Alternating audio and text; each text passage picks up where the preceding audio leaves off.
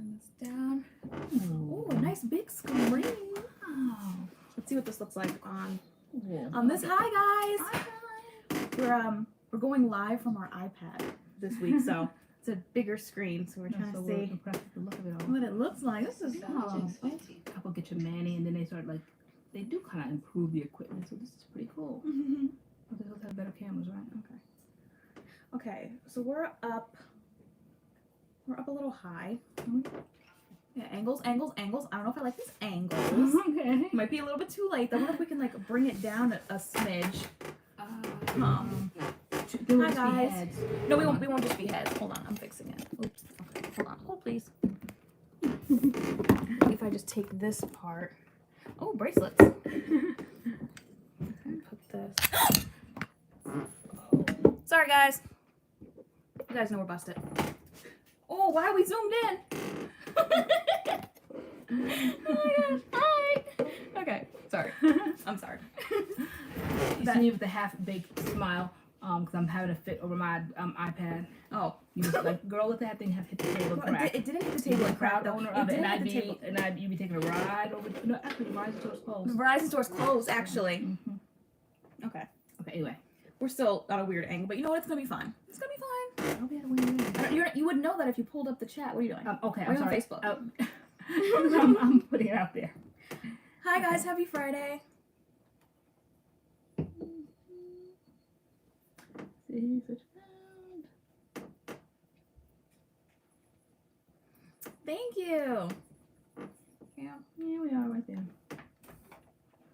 All right, should I take it's Peach. He's got yeah, I got this this new like iPad stand, and we used it on our Zoom meet, and it worked out. And I thought we could try it for live, but I like it a lot. We look good here, but here we need to be. You think a little higher? Maybe. I think but if we could flip like that a lot higher. If we could flip that box Well, you over. gotta see like a lot higher. I don't know. It needs to be tilted. I don't know. This ain't it, but it is what it is, I guess, for this evening. I'm about to sit with my leg underneath me to bring myself up a little bit. Yeah. Anywho, happy Friday. How are you guys doing? Nail color, TaylorAnne. What's your nail color? Sheila Wright wants to know. It's lavender. And then I did like a little accent nail, which is like sparkly. I don't think you guys can tell, but it's sparkly. Does LoriAnne got a bracelet in every color? Yes, she does. Yes, I do. Everything matches all the time. My Parisian bracelet from the fam this Christmas. You basically did want one every color. Now I'm starting to feel the heat the way you're feeling it. Are you? Okay, now it's a little hot. Now it's time to slay. A little hot. A little bit of air. Hi, Lavender said hi guys, finally made it.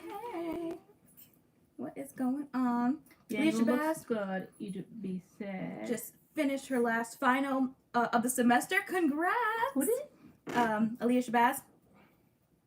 Okay, so let's see. Who is it? Desiree Carmack said, "This is my first time chatting with you ladies live. I'm so excited. Welcome. Well, you should put those bracelets in your Amazon store. I can't because the link I get it from Paris. So I don't know how something like that would work. Yeah, they're not sold on Amazon. Right? Yeah, no, I only can get them in Paris. So you guys rave so much about Curlsmith vitamins. Now they're sold out. I can't get them anywhere. Someone said the same thing about the As I Am Jamaica Black castor oil water. She said she can't get it anywhere. It's sold out. Is that factual? Is it sold out on Sally's? And we had never tried the rest of the treatment line. We saw it when they came out with the treatment line with the deep conditioner, and what else did they have? Definitely the new styles that we tried last week, but they had the vitamins and when we did the video, the primer, the shampoo. Yeah. Well, yeah, the shampoo. Yeah. So the shampoo, the conditioner, the primer. So I saw it and I didn't pay attention to it. Yeah. Where did I see that the other day that somebody? I know they came out first. Yeah, I know that I think maybe Curlsmith themselves posted something, and I saw it. I'm like, wait a minute. There's an elixir, a booster, and what else is over there? I think that's it. The elixir. There's 3 things. Yeah. There's 3 things. So now I reached out to the company and I said, can you send us those products so that we can try them and see? Because if the vitamins work like that, can you imagine it's morning and night? Let me show you what they sent over here. Because I think they speak about the density, its length, density. So it's a scalp stimulating booster. And this is the full length density elixir. Okay. And there's one other thing in there, I believe. No, I think that's it, girl. No, there's another one. There's an elixir. There's the booster. An elixir. Right. Yeah, there's a booster in the elixir. Oh, okay. Yeah. All right. So I guess it's like a boost supply or something. All right. Yeah. Very good.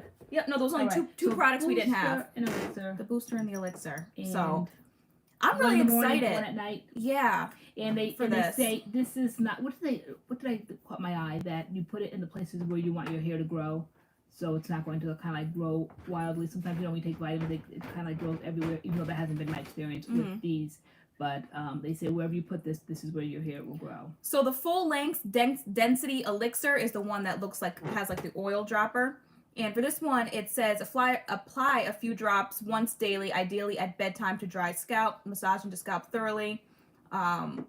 For best results, use for at least 3 months. Works best in combination with the scalp stimulating booster. So it's for fuller looking hair, deeply nourishes your hair. So I'm excited for both of these because at least with this line, what Curlsmith says, they do. So, and I already like their scalp line, so.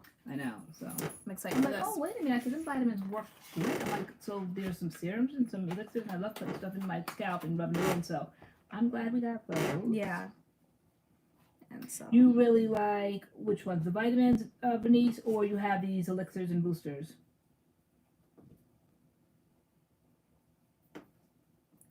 So Kara, Shante, so Bianca Renee today just posted about all the products as well. Cool. Great video and very informative. I'm excited to see your video on them as well. Did she post about all these elixirs and boosters too? Because I know they've been out. That was the first thing that they rolled out, but there wasn't enough to the line that they it was all meshed together, the moisturizing line and the treatment line. Mm-hmm. So, but then once they came out with their deep conditioners and all that, then they kind of had enough products to really differentiate between the lines. One was the moisture line, one was the treatment line, and it really made that distinction at that point. Egypt B said, I heard Target, Amazon, Whole Foods, McDonald's are all on strike today. What are they on strike for? What's that about? Yes, that is Sarah Doug. You said it's a chalkboard, the one we bought at you said Target that time. We wrote on it for our Zoom meets. I was like, let me change the sign and put MADCURLS Live on it. So we really needed that chalkboard to be able to do that. I think the original idea was to put what was in our hair for our live streams. So, but we didn't write that on. Can you see the writing on it, or you can just see the? Yeah, I think you can see it. It says MADCURLS Live on it. Okay. Yeah. You can cool. see it. That is cool. Yeah. But if people want to know what we have in our hair, I saw that question going. I have Bounce Curl in my hair. The Bounce Curl leave-in and their gel. And this is actually like a refreshed wash and go. Like I just wet my hair today a little bit with like a spray bottle and reapplied the product. But my hair is extremely producty because I tacked on Jamaican black castor oil, just like raw Jamaican black castor oil, like thick to my hair. And you did that like during the day. Yeah, it's very producty. That during the day. Well, with this wash and go I did because I felt like the gel needed something. I used to use that gel. That was my gel. In like 2016, all through student teaching, I would do my hair on a Sunday and it would last me through Friday. It was my weekend of wash and go when I was student teaching. And then, we got into the channel, we started using other things and I stopped using Bounce Girl. So I decided to go back to Bounce Girl and I found the gel more drying than I ever remember. And I was like, this is going to need some type of oil to dry into it. And love the wash and go, but it definitely needed some type of oil. And the oil was Jamaican black castor oil, but I guess redoing the wash and go today, adding more product and adding more Jamaican black castor oil, I guess too much. My hair needs to be washed now. So, but I do still like the gel, but I could never use it by itself. I always needed a leave-in. I always needed an oil as well. Is that you? I heard a noise too. What was that? Oh, sorry. Hold on. I heard a noise. You heard it, Ted? I heard a thump. Maybe thunder? I didn't hear a big thump. Is it locked door? Door lock? Check on doggy. Okay. Yeah, I hear door lapping water. Okay. And I have Curl Junkie. Let me see. Today I have Pattern Pusher, and underneath I have Beautylicious leave-in conditioner.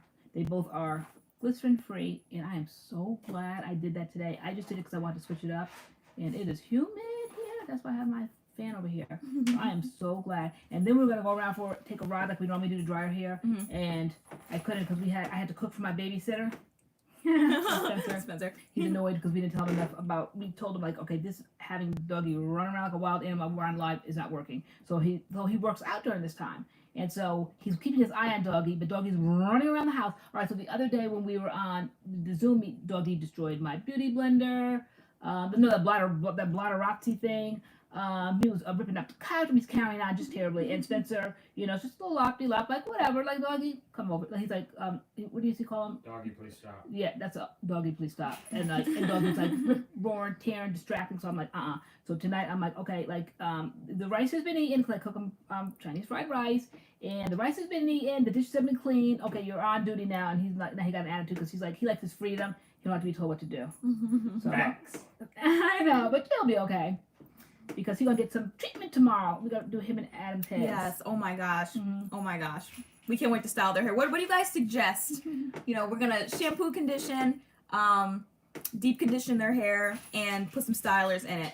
The two of them have like totally. Yeah, they have different textures. I would say Spencer's more like in the 4s, and Adam's is like in the 3s. But his curls don't seem to like. His are just kind of there, like they're not like typically like they grow out and then like they kind of barrel over like a wave and do a curl, but they're not like flipping over yet. But he has a lot of hair. Adam. He has a lot of hair on his head. And Spencer's curls are tighter. If Adam worked with it with products and got them defined, he could, but he's not bothered. Do they both use the Curlsmith on them? No, we're not using that good. Like no. I'm gonna get some Dove generic brand, Walmart generic brand. Use some bath wash on them. We're going to we'll treat them right. Let's see. What do we think we're going to do? Did we decide yet? Someone said the Mael Hawaiian line on them. Evelina Rodriguez. When I did their hair a couple weeks ago, I used the Mael like rosemary mint line on both of them, and that was nice. Suave flower tiles. Use the Suave. Put this here. I'm looking to the side like it's an active button. That's what I'm here for. The Suave's a good idea. The Suave. Okay. Suave. Let's see. You'd be able to part with Suave, right? I sure would. Miche. Okay, that's a good idea. Let me see. Well, they have different textures, so let me see. Adam, I probably will lean towards. What did we do for him last time? Did I use a Deadman brush on him last time? I don't remember. Did curls I don't remember. Yeah, that would be great for Spencer because it could really compact it a little bit more, Deadman? right? That's probably a good idea for his hair. Yeah. But Adam needs something too. He has a lot of hair. It's really just like does. it's growing out. Like he needs to. Oh my god! Yeah. I don't know. Picture it's like gonna be trial and error well, tomorrow. Probably not as long as mine, but picture like mine and me taking a brush through it. Okay. Yeah. Yeah. Definitely trial and error. But all right, so anyway, so then also, me and Drunk Elephant, the skincare line that I love, they came out with a body care line and body and hair. So I wasn't really too interested in the shampoo and the conditioner because I don't know. I have so many, but I was interested in the little spray, and so I liked what it did. Like my hair was already nice because of the glycerin free. But then it has like a wet consistency to it a little bit. It's supposed to be like an oil. I use the marula oil all the time on my face. But they have like a marula oil now in a spray container. But a few other ingredients with it. And it's almost like a watery kind of, like the oil feels like oil. But this feels like oil mixed with a few other liquids. I think it's all oils in there, but it feels a little bit wet. So I was stretching my hair because it is very humid. Like I said, my hair is drawing up and shrinking. So I was stretching it with the blow dryer at the root, and I think I stretched it too much. But when I sprayed that oil in my hair, it immediately curled immediately. So there's definitely some watery liquid, or it feels that way. It doesn't feel like the oil I put on my face. So I like that stuff. Yes, I do, Natalia Staley. I love Drunk Elephant Baby Facial. Absolutely. So Sarah Duggan said, how do we talk them into it? It wasn't hard because they're both kind of going crazy that they can't get their hair cut. So since they can't get their hair cut, they're like, well, like, will you help us style it or something? So pretty much it's just been going wild for them. So if any other plans come up, like that would be like their incentive. I'm going to get my haircut since all the states are opening up. So Spencer would find a place, trust me, and he'd be like, I'm going, like, that would be like our punishment, like it would be our fault. So we can't, like, tomorrow morning, get up, first things first, their heads. I know. So, Who did you say you wanted to do? You said Adam? I said Adam. You said Adam, okay. Yeah. Okay, make sure you really get in there. He might need like a scalp scrub. Yeah. You So think, just a lot of hair. you think he's an advanced case? You think you should handle Adam? Adam kind of is an advanced case. Yeah. He is. But But, I like, feel like I they're was trying to both hook up advanced cases. personalities. Okay. Yeah, so I thought like you and Spencer have like a cute little vibe. So I figured like that would be enjoyable, and me and Adam, you know, will be rocking and rolling over there. Rocking and rolling and whatnot. Right. We saw a funny post on Facebook the other day where it was like, what's a movie line that you just randomly shout out without context? And we do that all the time. We do that with movies. We do that with I Love Lucy. Like, we're just always talking movie lines. So when we just said rocking and rolling and whatnot, that's from Grease. We just like say movie lines. So one of my favorite is I'm sick of Mr. Bingley from Pride and Prejudice. I literally, the house will be quiet. It's like, you know, those posts where it's like nobody at all. And then it's like somebody just says something. So the house will just be quiet. And I'll just be like, I'm sick of Mr. Bingley. So like, what are some random movie lines you guys just like say out loud for no reason at all? In that case, Egypt B, the car is running A-okay. It's been in the driveway for a week now, right? Yep. Last Friday, did we get it? Yeah. Yeah.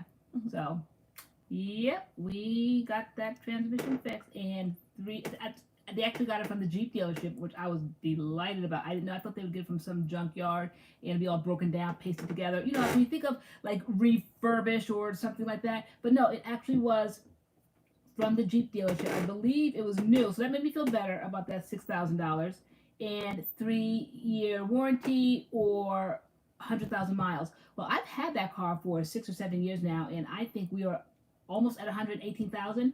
And we didn't get it brand new, so I simply don't drive miles like that. So, yeah, that will be covered for the life of the car. Girls 18 said, all my life I had to fight. I swear I say that all the time, dude, but I keep going. I'm like, all my life I had to fight. What does she keep saying? You know, I love Harpo, but I'll kill him dead before I let him beat me. Just randomly. Just. I saw someone say, where'd it go? Gone Babe from Hercules. Hermes said it. Speaking of Hercules, I heard they're doing a live action one. They're in the making of that. They better not get the muses wrong. I want to see all black people as the muses. Like, they have so many good black like artists. Yeah, they're gonna do like, you know, like they did Beauty and the Beast, Aladdin. They're doing Hercules. There should be no reason for any fugazi for the muses. Like, let's get it right. Let's get it right. Remember, I was trying to get you today to get some Disney movies. You guys, who remembers Columbia House? Like 5 or 6 movies for 25 cents. So now it's 5 Disney movies for $1. And then you have to buy 4 more, just kind of like the Columbia House deal. Except it's $1. So I was trying to, in the corner. so I was trying to get you to get some movies today. But it's like we have Amazon, we have things online, but I know. you were saying like one day for little Sophie, for my kids, like I would have like a little Disney movie collection, and but like, won't it be online? Like, will there even be like DVDs anymore? I know. I don't know. So I just remember how my mother used to work at a bookstore, and she would send out boxes and boxes of books. That's what she would do on her break. She'd walk around the bookstore. My kids had a book collection out of this world. The kids' bookcase was just jam packed with books. My mother is an avid reader, as I am as well, but I tend to lean towards, unfortunately these days, you know, electronics. And I was told one time that if you go to electronics, you'll kind of like never go back to like a book you hold in your hand. I just haven't gotten to a bookstore because they're all like shut down, except a stray Barnes & Noble every now and then. But so I just thought about that. Like, one day I'll be a grandmother, and maybe she'll have a little video collection already. Yeah. A little Disney movies, because you love Disney so much. Yeah. And I was like, my kids are totally gonna love Disney.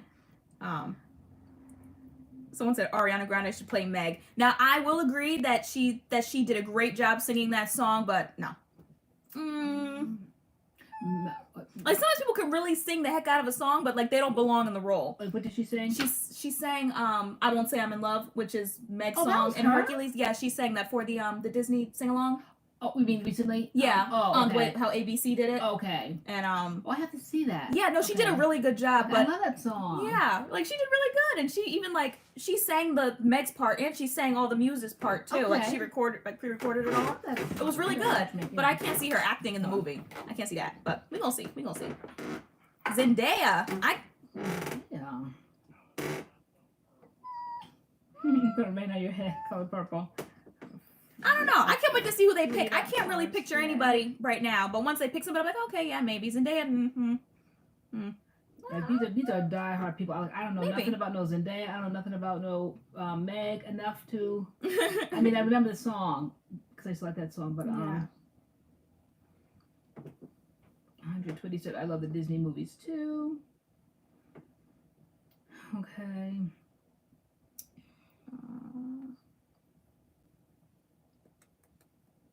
Oh, okay. So is it Viva?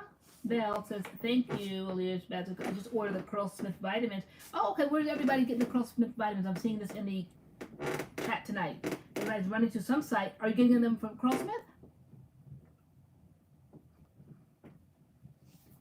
Sarah Duggan, how's work, T? Is that me, T?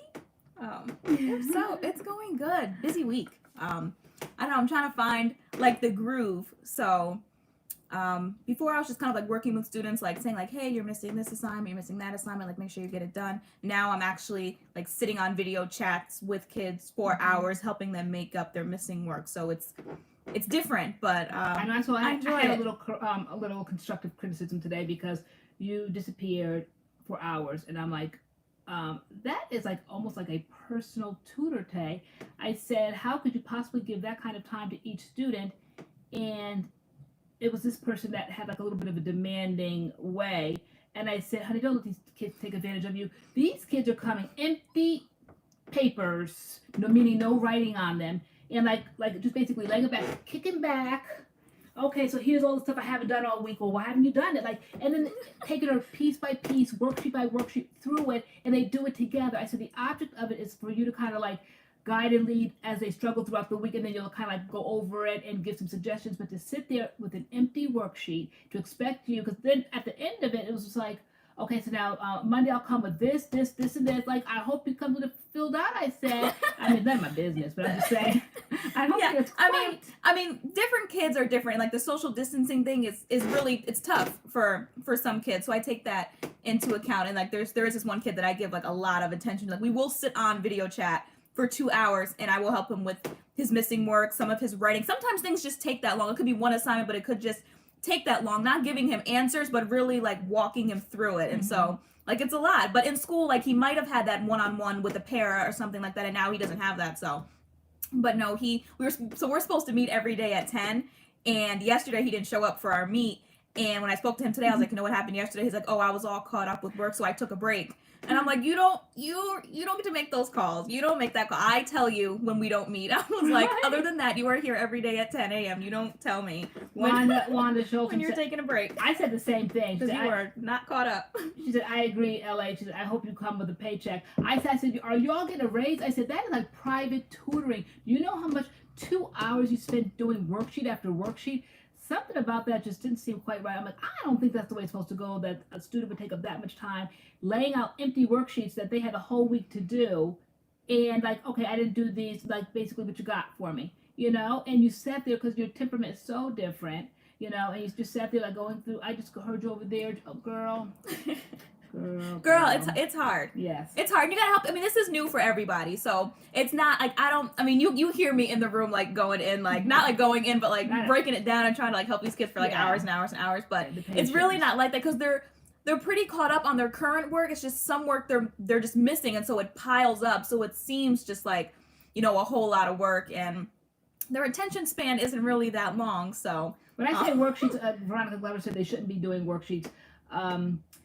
I don't know, how are they doing it, on the computer or whatever? Yeah, so it's on the computer. So I think it's like worksheets like scanned in. Yeah. Like I think that I am more directional, and I think I speak from a mother's mindset, thinking that if this happened and my kids were younger, in those grades, the 6th and 7th grade, I would think, how presumptuous of you guys. How entitled. I'd say, the teacher's not showing up. Like, there's a very small window. First of all, we've got it all straight with the teacher. Like, how often will you be showing up there? And what do they have to do? Do they come? Are you going to walk them through it? Or do they have to come with it prepared? And if they have any questions, to make notes, and then you would kind of like explain it, and then you move off the computer, and then they're on their own again. So I would say to my kid, are you kidding me?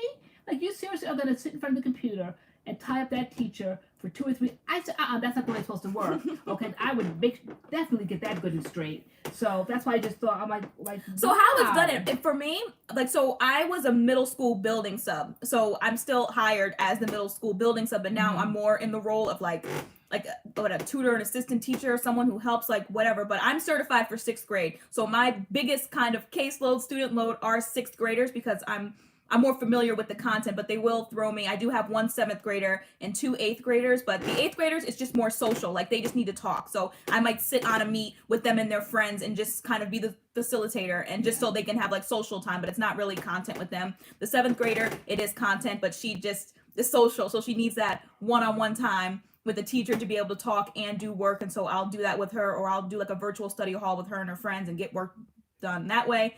6th graders is definitely more hand holding, and I think because we're asking them to do what like high school or like college kids do. Like, a teacher will give them an assignment and say, okay, here's your assignment on Friday, it's due next Friday, and they don't know how to organize their time every day to do a little bit at a time. They don't know how to do that. So some of them do, and they're doing it like great.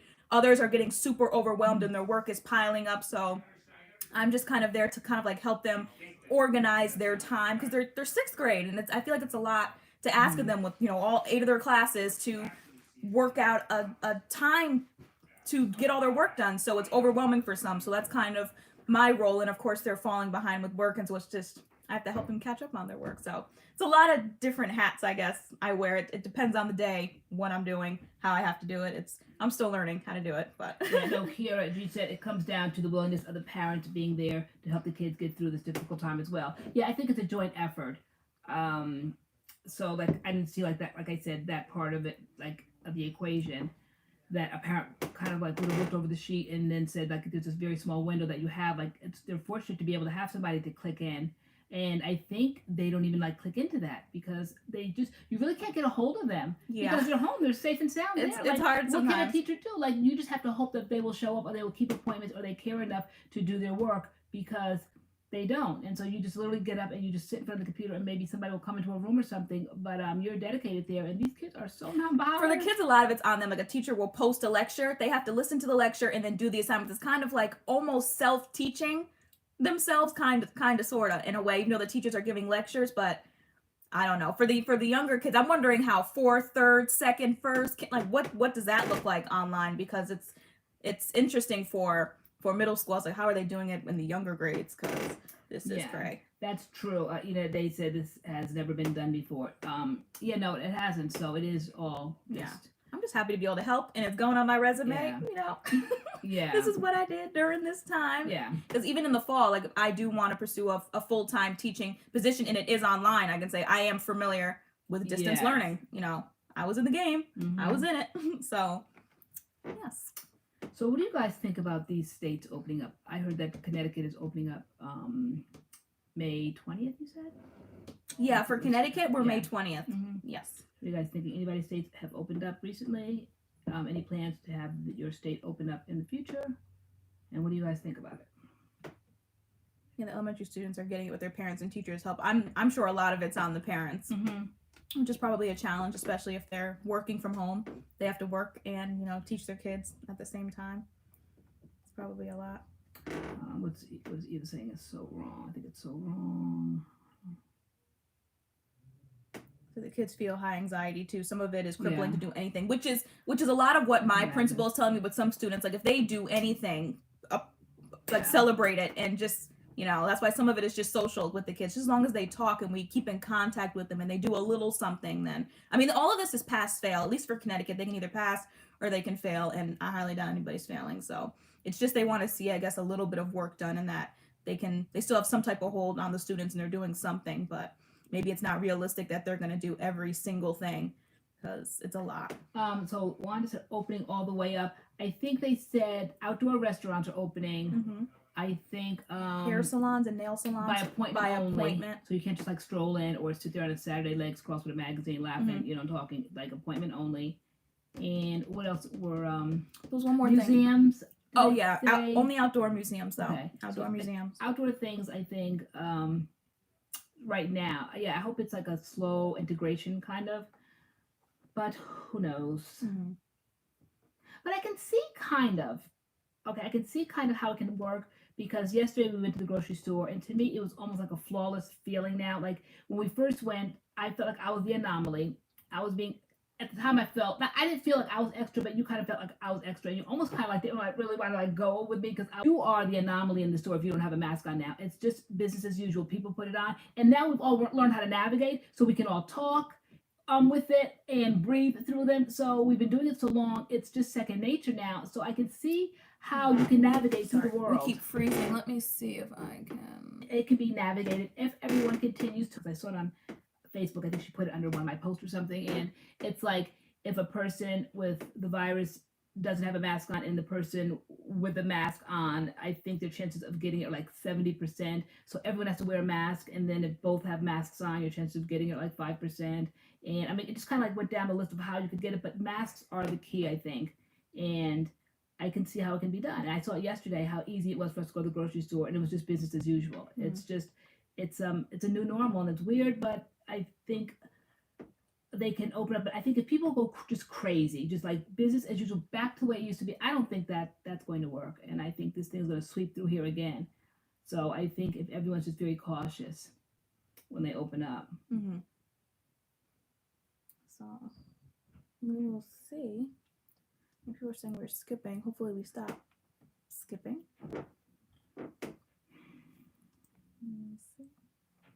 Yeah. Who's it? See, Beverly Mayweather said, I think it's too soon in many places, but I do get that people need to work and make a living. Yeah, they do. Where did I read that? Was that in New Jersey? Whose mayor or governor said if it's opened up and you're supposed to go back to your job and you don't, like you're not getting unemployment. Like if your state has opened up, unemployment shuts down, you are to go back to work. Whose state said that? I think it was New Jersey. Am I wrong?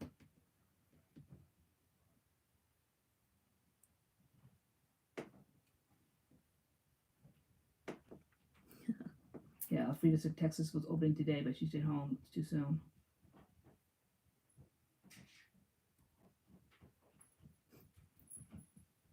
So Modesto Silver said, Curlsmith's full scalp line is $235 on their website. Is that crazy or am I being cheap? No, that's high. That is high, but they are a gourmet. Yeah, they said they call themselves a gourmet line, and they do have like organic ingredients, clean ingredients. Like they're all, and those brands do tend to be pricey. So I mean, if you were to buy a full line of Diva Curl or We Dad or Briogeo, like the entire line, it probably would be up there in the 200s as well. So Curlsmith is just a really high end brand, and you kind of have to make that call if you want to spend that coin, because they are high end. Okay, so Kylie Gibson said, I mean, so that's worth it. That's worth the $30 for me. So but everyone like has their vice, like what are you willing to spend money on? Like years ago, I used to love shoes. There was in pocketbooks, there was nothing I would not like. I don't care how much it was. I'm saying back in the 80s, I remember one time buying a Ralph Lauren pocketbook that my mother ended up taking. It was $800 back then. So people thought I was crazy. They thought, like, at the time, they're like, no, I will just go there and have Walmart. But they were like Bradley's or Calder. I just go there and get a leather pocketbook. So, but that's them. But then somebody might be a chain smoker and choose to spend their money that way. Freezing buffering. Yeah, I'm wondering if it's the iPad or it's probably the humidity. Like when the weather kind of changes. I don't think it's the iPad. Okay. I think it's when the weather gets, it's like rainy, that thunder we heard before. I think that was thunder. Was that thunder? I think it was. Okay, it was supposed to rain today. Like the skies probably are doing something. Okay. Stop. We're freezing again. Yeah, Buffalo, New York completely shut down. Mm-hmm. Erica said.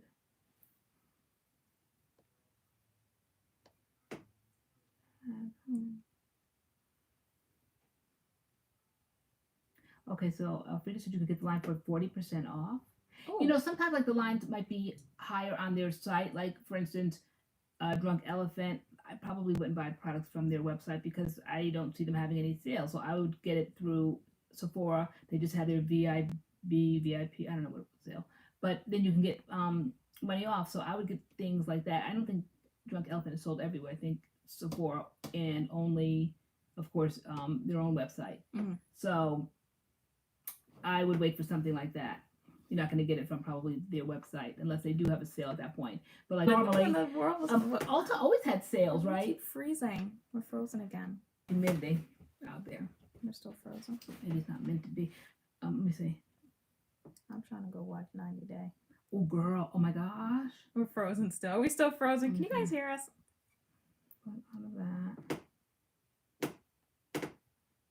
Oh my god, freezing bad. Yeah, it could be the weather. It's raining. Yeah. How do you get free shipping with Sephora? You have to be some sort of I don't know, VIP, VIB, I don't know, whatever. Mm-hmm. Or you can get it like as one of like your little deals. If you have a few points, you can kind of like throw that free shipping for a year into your shopping cart. I didn't know that a year starts whenever like you get it. So I think 1 year I was lucky enough maybe to get it in March, and so I'm thinking, okay, I had it for the full year. The other year I got it in November, and at December 31st, gone. That was it. So when I went to get something, say like in January, the free shipping, I'm like, well, I got it for a year. They said the year that you get is the year. Like, definitely it's the weather. Unless I don't think it's that device. Not at all, girl. You don't think so? No. We should. If you want to watch 90 Day. Y'all, live might be like an hour tonight. We might be clicking out at 9. This is annoying. This is so annoying. Yeah, we're probably gonna shut it down at 9. This is annoying.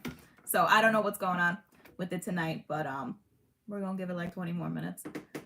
I know. I had never seen that show, 90 Day. Yeah, so we're obsessed with 90 Day Fiancé before the 90 days. Is anybody else watching that show? Anybody else watching that show? It is so before we go in, like, or outrageous to me. It is so. I said that I'm going to hang up my own shingle. I don't even want my comments to be affiliated with the MADCURLS channel because it's not going to be pretty. It is like mind blowing. Okay, mind blown. My mind is blown. I can't get over this. Shame on TLC to gather in this sorry sack of people that really sold their souls for this, and it's the storylines are outrageous. It's unbelievable. Who watches it? Okay, so Chocolate Pina watches it in a day. People are saying love it, yes, obsessed. Oh my gosh, who's the worst? Who's all right, guys? I can't. Someone said baby girl Lisa. See, you know how we said we've been saying baby girl, we call each other baby girl Lisa now. We're like baby girl Lisa or baby love. I'm like baby love. Baby love. I know we'll be in one room, we'll call each other that. Like, baby that love. is the word. That to me, it's almost, shall I say, offensive. How dare that old Girl. hag? God, see right there. And you're on that sensitive. Like, click out now because I'm getting ready to go in. Girl. Okay, no, I can't Don't go get in. us demonetized. Okay, no, Girl. forget I won't. She's not going in. That one right there. Shame on that old woman. And I said, I feel like I could say that because, well, she looks like she could be my grandma. She's not my grandma. She looks like she could be my grandma. That woman is nobody's 54 or 52? No. 52? Absolutely. No, she's definitely not around my age, but then she could be because she had a hard life. You hear that voice, that raspy, that drinker, smoker voice. She has a nerve to run after that young black man. How dare she? How dare she? Seriously, I said I have to have my own channel because I am going in. That old woman, how dare she? And I was really like rooting for the mother because I'm like, okay, she's Nigerian, she's got morals, like she is not going to She's allow not having that it at all. Yeah. I was so disappointed. I took to my deathbed last night. I could not believe that the mother gave Well, I think in. we're a little bit behind. We're still trying to play catch up because those episodes are like an hour and a half long. Like they are long, so we're still playing catch up a little bit. You're actually a little bit further than I am, but this morning, like when we were, I think after I was done with work today, you came into our room and you were just going off. You were like, "Oh my gosh, I watched it last night," and yeah. All right, this is my take on it. These people keep digging. They feel like they're wearing their American flag and that they can get away with anything. They're going to these countries and taking the cream of the crop, like that beautiful Russian girl. To me, she's like the cream of the crop. It's Vadia and Jeffrey. Yeah. Jeffrey. To me, she is well educated, a decent girl. She's beautiful, all of that. And so he comes over here, the prison record. You know, had the nerve to. Nobody wants Americans' money. And all right, girl, I said, girl, I'm so careful. Girl. I said, no one wants to be over here during certain times, okay, in this world. And they act like that they are everything. That these people it's a treat. in their own countries, they're comfortable. This is their lifestyle. This is what they're used to. The Rose is used to being in the Philippines. And like they have a point of reference. That's all Rose has ever known. This is all that it's the is it Usman? Usman. That's all he's ever known. People act like these people are deprived. You don't know deprivation if you've never had better. This is their lifestyle. And they're going over to, these Americans are going over, they're acting like they're everything and they have so much to give. And then before the people even ask for anything, they think everybody wants their money. Nobody wants your money, Ed. Nobody wants your money, Ed. How dare he take that? It's just creepy. It's so creepy. Okay, him holding up the teddy. Disgusting. He had a lot. I said, can I just use one bad word? I kept saying all day. I'm not going to say it. Girl. I kept saying he had a lot, and I used the word, the nerve. That's all I can keep saying. And that old woman has a lot of nerve. She has a lot of nerve. And then very impatient. And, okay, the worst part to me was when they went to the mosque, okay? That is his place of worship. Him and his mother. That is a place. That is where you worship God. Okay. And she goes in there. She's not taking it seriously. And that's what I had to turn it off last night. I'm like, this is so offensive to me. It is so offensive that she went in there and she's not wearing it right. So she's like basically like just like doing this. Okay. She's not like respectfully wearing it around her head the way that you're supposed to wear tucked this. Here, okay. tucked here. Her she's not doing hair that. is She's here. seeing her old gray hair. Okay. And she's being so disrespectful wearing that. Then she gets there, and you can see that she's looking down like on the mother, and the mother's trying to talk, and then she's like, "What did your mother say? What did your mother say?" And so she's saying no, like a capital no. She said, "Well, she better change her mind." She's saying, "How dare you?" All right. So then they go in, and the men go in the front, and then the women go in the back, and he's trying to like coach her, but he's just as bad almost, okay, because he wants to go to America that bad. All right, so which he keeps making clear, like what is he willing to sacrifice? Like he wants to go to America. He keeps making that clear. Like this is a sacrifice. Very, very clear. Yeah. And so he's like, okay, you stay here, do everything my mother says for you to do, and I'm gonna go follow the mommy. man, You gotta follow mommy, and her big old mommy. We need mommy's blessings. When you turn it on to them, like, please, that old woman, she is so out of her league. She needs to really hang it up. Her old tail. Okay, guys. Her old 53-year-old, and I could say because I'm 52, I said I am old, okay? I'm not offended by that. People do consider me old, okay? How dare she, okay, have to ask somebody's mother for a blessing? That goes to show that she is she looks crazy, all right? So, but the part that I hated it's the on most, TLC, 90 Day Fiancé before the 90 days. It's addicting. The part that offended me the most was when they went in there and he's so desperate to come to America, and so he's like, do everything that mommy says, and she goes, yes, I'll do everything, and she's looking over, and then she's like, we got this. What? We got this? Like it's a game? Like, and he's like she didn't take it, it's like a game, like she's now going to leave Christianity and they convert. She wants that black man so bad. I mean, it's like that. Those would be a couple I would see like in a Walmart, and I'd be like, what does that good looking black, what does he see in her? Like it's even beyond like sugar mama. Okay, I said to Spencer, is there any amount of money that you would do? Because please don't ever tell me you would do that. Like you would shame me in that way. Don't bring nobody here my age. Okay, don't bring nobody here my age. I would die a million deaths if my son, if my good-looking sons brought home that old hag. I would be so upset. I really would be. But I said we should all have baby girl Lisa's confidence. She has so much confidence. It's not even like she's just so confident, you know, checking out his social media. She's like, let's tighten it up. Let's fix this. Let's do that. And he's just like, okay. I thought I had confidence, but I just certainly don't. I would feel so out of my league. I would feel so old, though I could easily pass for like maybe my like late 40s or something. But this is like a young, good-looking 30-year-old man with dignity and more. Like I like the way other countries do things. You know, they just do things so respectfully. Like I don't know everything about him. I don't know anything about him, but just kind of like the way if they're Nigerian and they have morals and they're Muslim and they just do things right. And here she is just making it a joke. We got this. And the mosque, we got this. Got what? Girl. Okay. Got what garden tool? Okay. All right. How dare she say that? Like it's a game. You want this, like the man, like she's telling him what to do in his place of worship. Like you are a guest. You have to keep your lips zipped. Okay, zipped. All right, we got this. That to me was the worst. Like it's a game. So them and who? Oh, so yeah, there's Ed and Rose, and who else is on?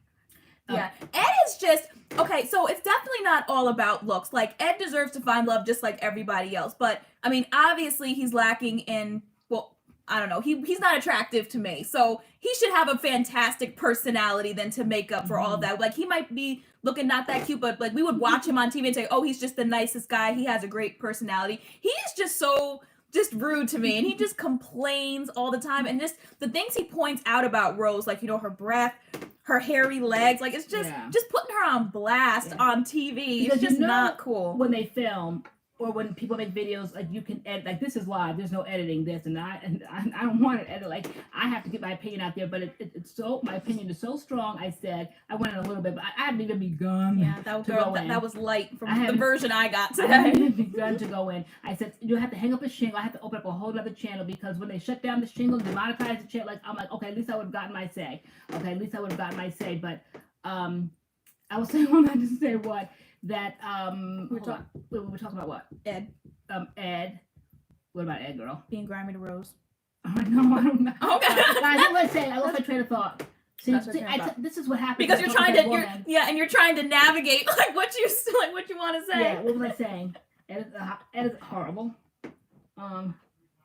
Oh, really? The Reddit. Okay. The Reddit forums. Avery and Ash. Oh, Avery and Ash. Okay. Yep. Yeah, but I wasn't done with that woman. What woman? That woman, that Usman and girl, what more do you have to say about her, girl? Guys, I'm hanging up a shingle. Definitely. I said she needs her own commentary channel that's separate from MADCURLS. Yeah, definitely, because I said TLC, they are forever parading people around. Okay, first they got on the multiples kick, and people have babies, and they parade everybody that has a multiple, they're in the TLC, so that's kind of like getting old. But this is outrageous that they would take such a dichotomy of ages, okay, young girls, that old Ed, that confidence, okay, it's just, oh, I know, I was saying, you can pick and choose what you want, okay, when they're filming. The cameras aren't with you 24/7. That was very disrespectful of him to say, you want some gifts? And so she's like, yeah, sure. So innocent. Sure. I mean, innocent. Like, there's 23-year-old, and then there's 23-year-old innocent. Mm-hmm. This is a very innocent. She's on the younger side, in my opinion, of 23. You could be like 23 and kind of like immature, like young, or you could be like a really mature 23-year-old. She's definitely childlike. Yeah. To me, she's very innocent. So he blindsides her with that horrible looking bathing suit, okay? That horrible looking bathing suit, that brown bathing suit with the rainbow, whatever. Okay, and then, just creepy, just so creepy, and holding up the tennis. So she's like, I'm surprised that TLC even allowed that piece of footage, because it's like he's forcing himself on her. She's like, oh no, no, she's so innocent, no, I'm not ready for that. She didn't even know how to, like, she didn't want to. And he goes, yeah, can you put that on for me? It's just creepy. I know they're both legal adults, right? So they say, okay, but for that piece of footage to stay in there, that the girl's like saying no. But yet I heard that they had to rip down Ash's Instagram because people were going in hard because they said that he was like disrespecting women, the way he thinks about how women roles are, men's roles, and they really went hard for him, that he closed down his Instagram, and they didn't go after that old man Ed. I can't believe, I don't know how the world thinks and how they go after some people and they don't go after others. Ed needs to be dragged through the hot coals, okay, through the hot coals, dragged by his long, greasy hair, dragged.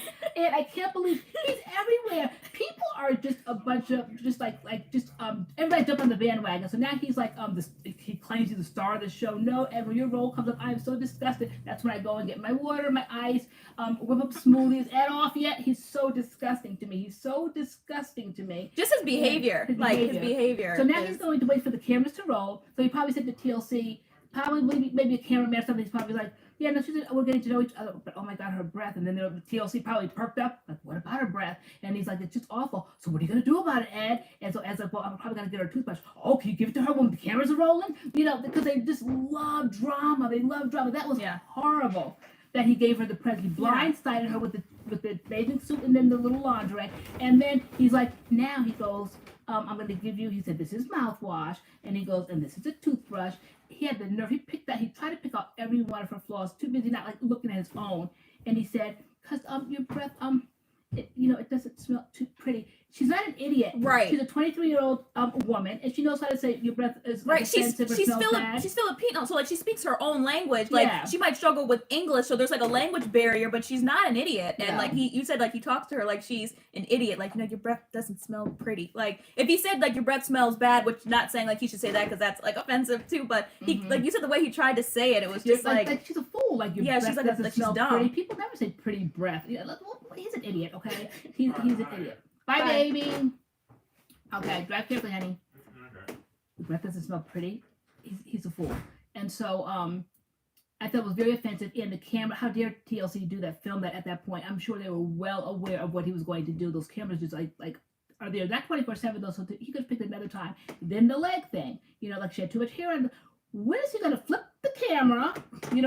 Like this mirror, the spinning mirror, like this, spin around and spin around and spin around. Look at your ugly, greasy face, girl. Okay, spin it and okay. Look in the mirror. Okay, look in the mirror.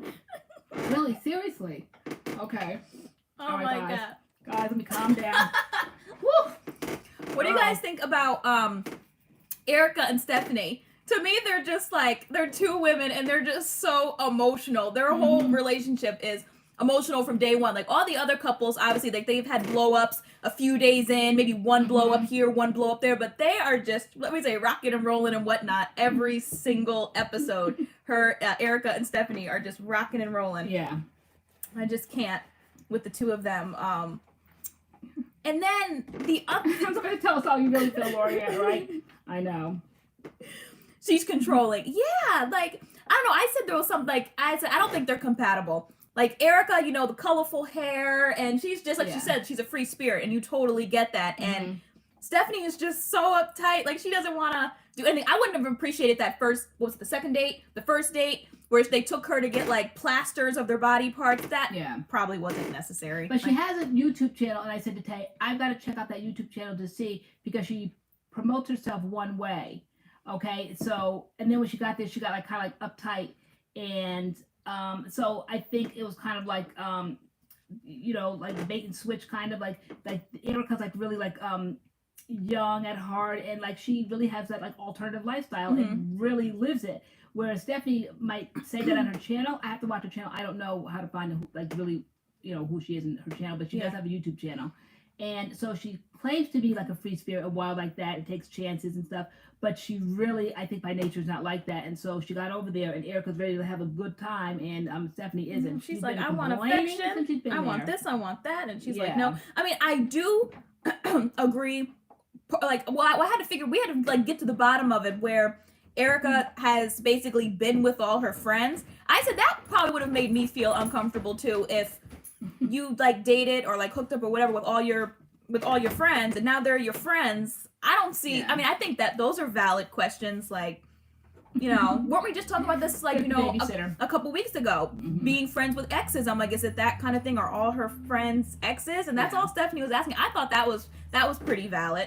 So it had that girl crying every episode. I know they're both always running and crying. I know. Like, I cannot.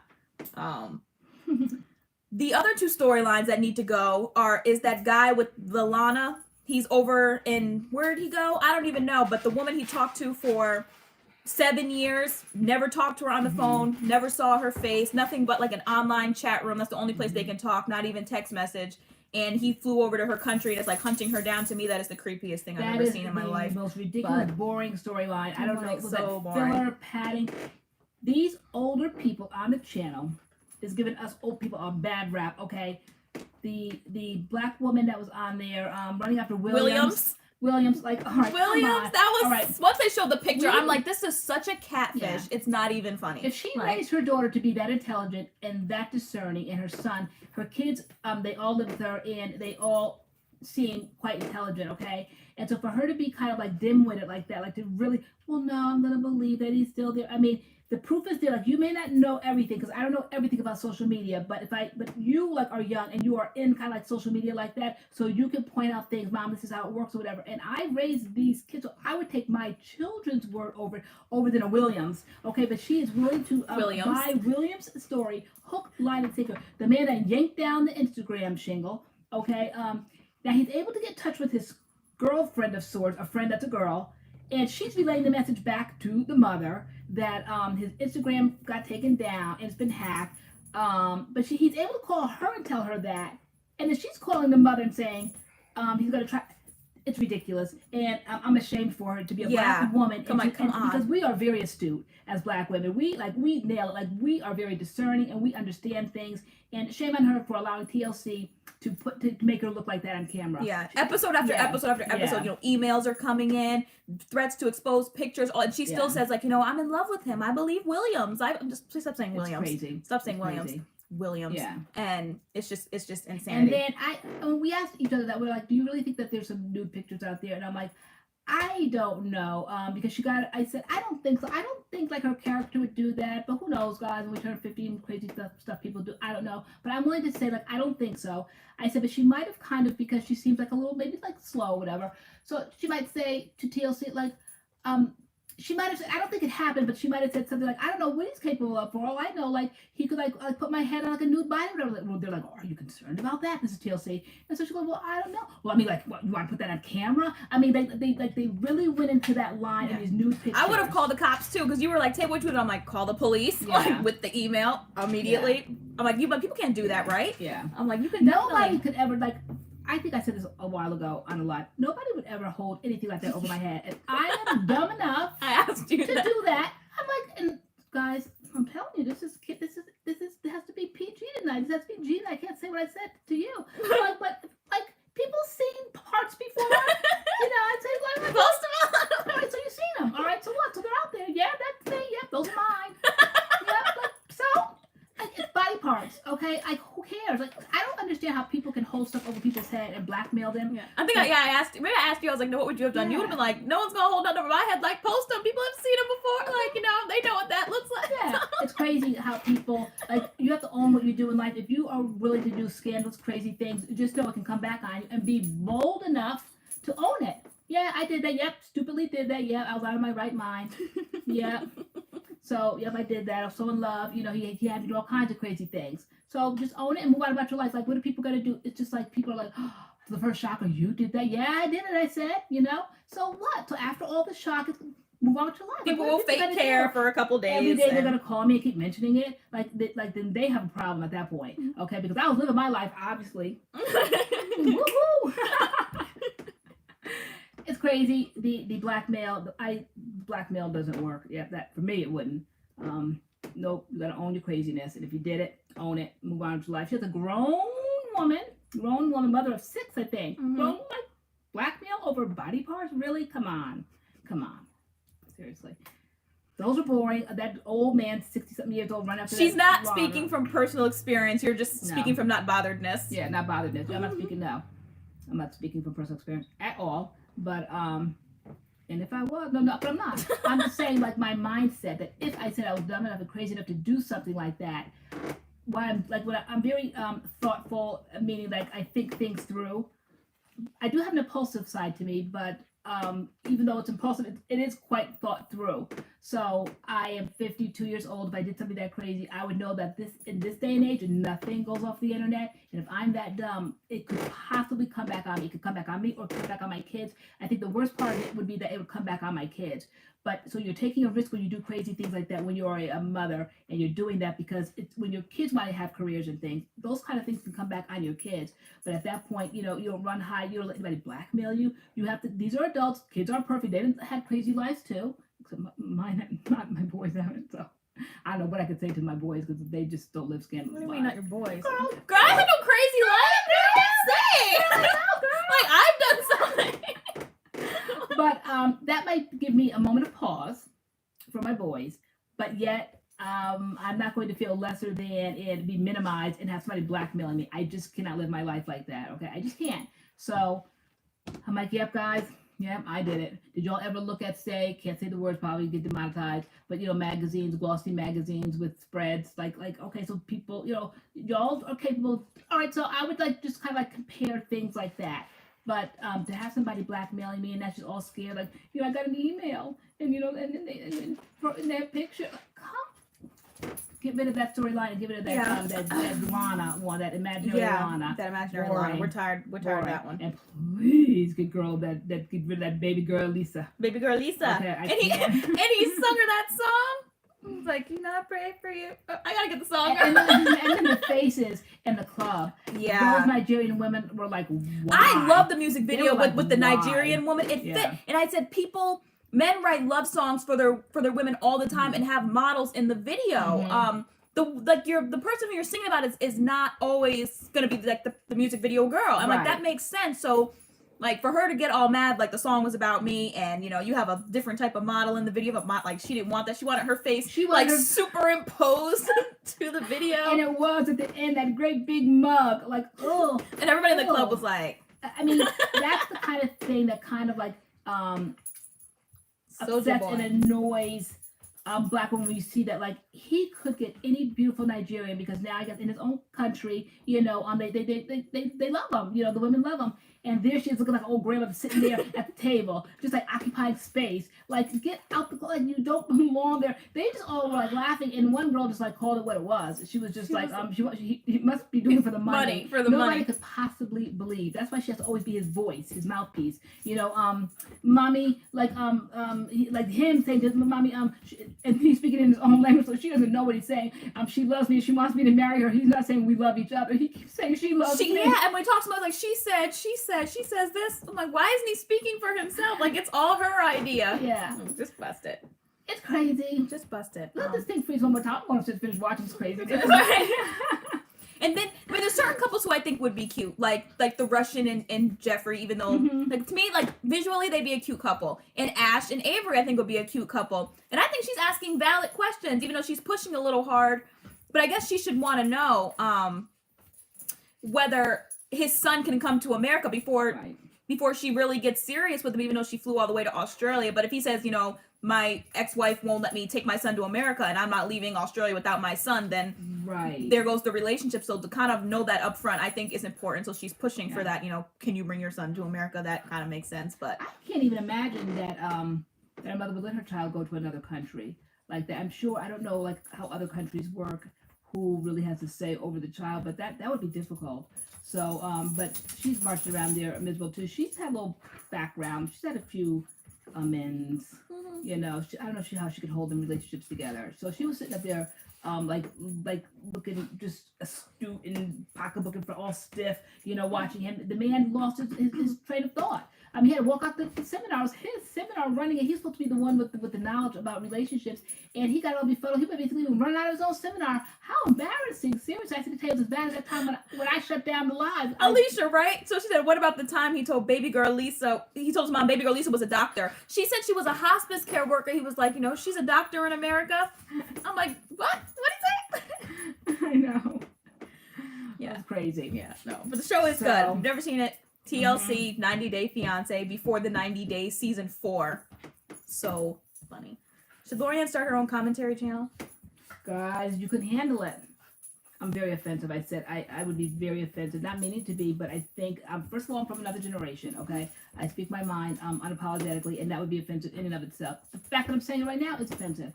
So I'm going to offend somebody along the way, and I always say people like me, or they hate me. My story of my life, so boring. But I think that I couldn't. I don't know. Definitely forget about monetization. That would go out the window. But still, like, people are people, and I don't know. People might embrace those crazy lifestyles. You know, those different ages, and I think it's outrageous. I think shame on TLC. Shame on them for doing that, and those people, like, he wants to come over here that bad. What is her damage? Like, what? Like, she's out to destroy. Like, she's lived her life. Her voice speaks it. I just want to know why she wants to marry him so bad. Marry him for what? Once you guys get married, then what? Where he lives in a place with 2 roommates.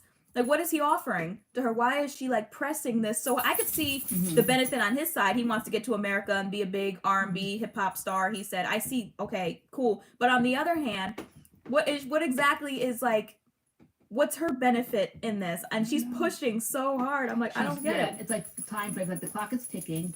You know, my grandmother said go places that always leave people wanting more of your company. They are going over there and just like dying. Like, 3 weeks, like 3-week like, trips. The trip is endless. And then when his mother is trying to think, and I am so disappointed. I am so disappointed that she gave in. I just was like, good. Like, I know this woman is not giving in. I know she's not letting her son go with that old hag. I know she's not going to do that. But Her name is Lisa. Baby girl Lisa to you. Yeah, no, that old hag. Shame on her. And then when they first meet, and he had all of his friends, they all couldn't, like they said, big belly. I never really like saw it, but like she just slouching around Nigeria now. She looks horrible, holding on to like the covering. So disrespectful the way she's doing it. She doesn't mean to be modest or anything with the way they do the head covering, not at all. Just slouching around, big old feet, hanging out the sandals. God, I could go on and on and on. That is a mess. That is a mess. That is a mess right there. Okay. And someone said she can't give him babies. That's a good point. But then. He could take 4 wives, they said. I'm like, go on. Start like auditioning. Seriously, so he definitely, because he has But to. she's the jealous type, so I don't see her going for that. So I don't know, maybe in the end we'll find out what her motive was, because I don't know, I don't see it.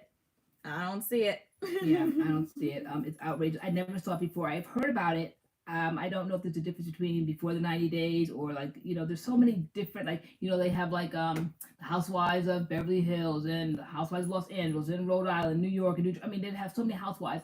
I don't know how many 90-day fiancés they have, but this there's one 90-day is a fiance, mess. and there's 90-day fiance before the 90 days, and then is there 90 days after the 90 days, and what else? 90-day quarantine. So there's a lot. Girl, Darcy, you forgot Darcy and Tom. Oh my God, like Tom. I like his English accent. Darcy's from Connecticut. They said Middletown. That's like right is. there. Darcy's extremely needy. It seems like she takes her application to all these like real time TV shows. Like she seems like she wants to be there.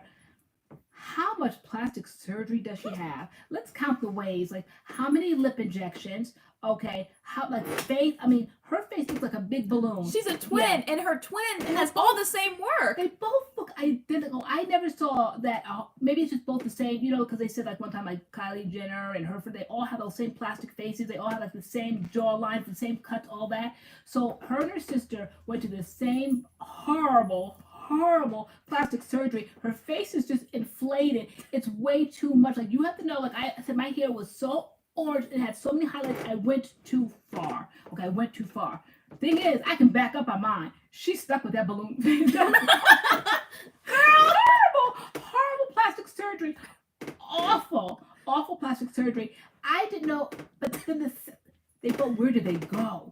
Where did they go? She said we've been watching those plastics for 3 seasons now. Awful. Okay, so her and Jesse are on another season then?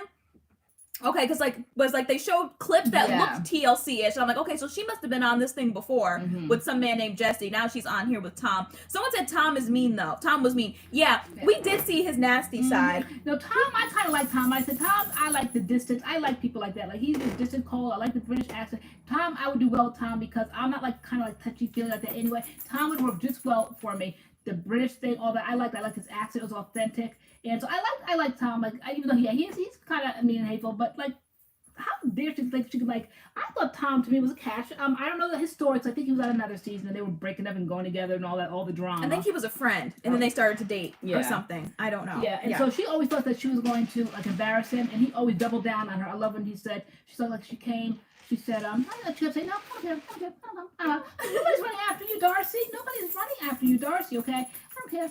That's all right. I don't care. Came in like thinking she was like a boss woman coming in with the furs. Yeah, she's like, I'll meet you for lunch. She's like, actually, it's just coffee. I know. I'm like, well, dang, not even lunch. It's coffee. I know. So he was so not bothered. I thought like that was pretty cool. That I didn't see his temperament to do that, to take that and go to her house, kind of like running after her in Connecticut. She should have been opened up the door and on bended knee so grateful because she is so plastic. She is so like overly stuffed, so overly plastic surgery. Who did that? Where's the doctor? Take away his license. Take away all his tools and back away from the table, the operating table. They went crazy. And the sorry part about it is that her and her sister are identical twins and they have identical horrible plastic surgery. Girl, it's awful. It's awful. And she's just so needy, needy. And so, yep, guys, that's how I've been spending my quarantine. Watching that. Watching that. Binge watching that. Yeah, I know. If the episodes weren't so long, it's like we're binge watching it the best we can because they're like an hour and 30 minutes long, the episode, which I like because it's so good that they give us that much time. Like, I don't want to like speak from the cuff like I did tonight. Like, I want to do like a reaction video. I want to see it again. Like, if it was hot right here, guys, this isn't it. I haven't even begun to go in. I'm like, oh, I remember that. Okay, like, pause it right there. That's how we watch it. Like, say, pause That's why it takes us so long because you're like, pause it, commentary time. And they're like, okay, my guy, okay, guys. Then we watch maybe another 5, 6 minutes. Like, oh my, pause it. I gotta say one more thing. So I want a reaction video because I gotta see this live and living color as it's rolling again to refresh my memory of the horribleness. Oh my, like when they would get on Ed and Rose, like, oh, I would go in. Like, these people are so nervous. These people have confidence. The audacity. Out of this world. And to think I walk through the world sometimes insecure because of my walking. I'm thinking I gotta get some of that dose of Ed. Okay, I need to get that kind of confidence. Okay, that real confidence, like that it's not fake. He truly believes he is God's gift to the Philippines, and he's their worst nightmare. He just looks down on them. He goes through the streets just looking down. Oh my gosh, he complained. And no, it's not the Philippines, honey. It's you. Okay, all like the sweat in the back and everything.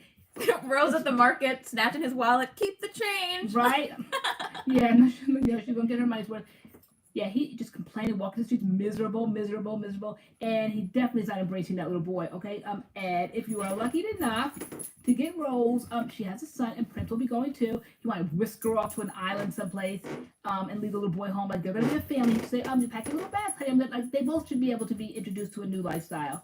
But I don't think that's what he's there for. I don't know what his motive is and why this is allowed to go on. Like, do these things really happen? Like, people really like shop for spouses like that and the age difference like that. And I don't understand. Like, Rose seems somewhat intelligent, and why in the world would she settle? She's attractive. Well, because she said she wants a better life for her and Prince. She's like my king. Yeah, the king, and like it's so funny they call herself king and queen, and then her son's name is Prince. I know. I'm like, she hung up on king. On royalty. Yeah. She hung up on royalty. Yeah, but she needs to shop. Go back, like throw your dice back in, okay, and roll them again, honey, because there's better Americans. There's better Americans. Try again. Okay, he's awful. I don't even know how he began. I don't even know how. You have to see when the screen comes up. She had to have. I would have jumped. I would be like, oh, I would have. It definitely would have been like wrapped up and done once I saw him in person and like he lied about his height. Yeah, like that. Like, it's not even the lie about the height thing, as just his just disgustingness. The greasy hair, the and he has a nerve. Talk about her. That's what I can't get past. He's dragging Rose, and he's just busted. Awful. Oh my goodness. But they put it on TV because they want people to react the way I do. I think, girl. Or they would put something so ostentatious. So that's why their views are like incredible because the show is so incredible. People can't help but watch it. I'm sure all of y'all are laughing because I'm saying everything that everybody has thought. Because it's outrageous. It's what draws you back. The lunacy of it all. Like, it's just outrageous. It's crazy. And instead of him sending her gifts she didn't ask for, he could have helped her family if he really cared about her. Yeah, and she never even got the gifts, right? She never, like, he kept sending all those gifts and she never even got them. Did she end up getting them? We haven't got that part yet. No, I don't know. Remember, like the first episode, it said I've spent about $5,000 in gifts and shipping. He's like, I don't even know if she got anything I sent. And the first night when the fan broke. The electricity went and then the fan broke. Yeah, he's like, you have air cons, and she said, no, we have the fan. And so he's like, okay. And then at night, the electricity blew, and they didn't even have the fan.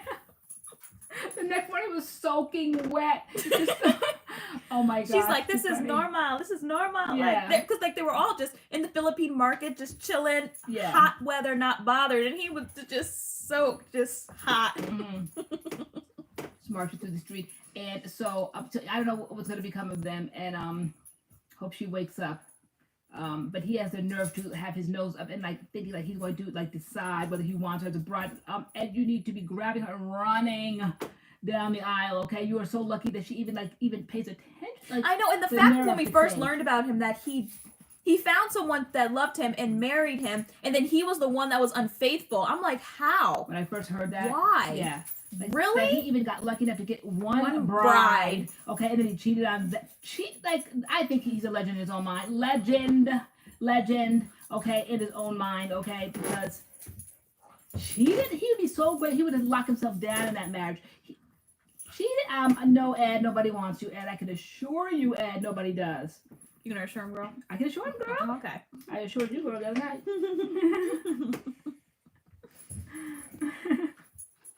Got the nerve, Shireen, to be out there cheating. Got the nerve. I think he's a legend, though. Nobody want Ed. Okay. I can't. Oh yeah, with the family over the father the first night. So as it MS said, okay, over the family made together. That was funny. Yeah, the first night when the father was like basically like, I'm coming in. Like he's like, oh, okay. He's just like relinquishing to everything because he wants her so bad. Why?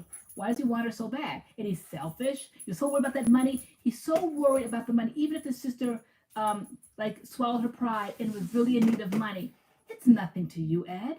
It's nothing. Instead of buying those horrible bathing suits and taking her out to Palawan Island, jets and stop and like help out the family, okay? But now he act like he's holding something over the sister's head. I don't know what she told me not to tell you, and I don't know why the sister. He keeps showing those tired texts that the so-called sister sent him. Who knows? I don't know.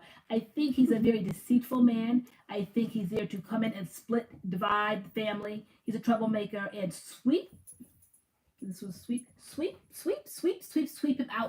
him out the door. Okay, you already see the spirit of him. It's deceitful. It's evil spirit. Get rid of him. Okay, he's gonna turn that family on its head. Like, get rid of that Ed. Wait, what about when he showered with her dad? Yeah, they were just like having water thrown on them with the hose, and he's scared of everything. Yeah, he is. is. They went to the little monkey park, and monkeys do what monkeys do. Okay, they snatched the bag of snacks. He's so selfish. He's like, oh, you snatched my bag of bananas. Like, well, why did you bring it into the monkey park, fool?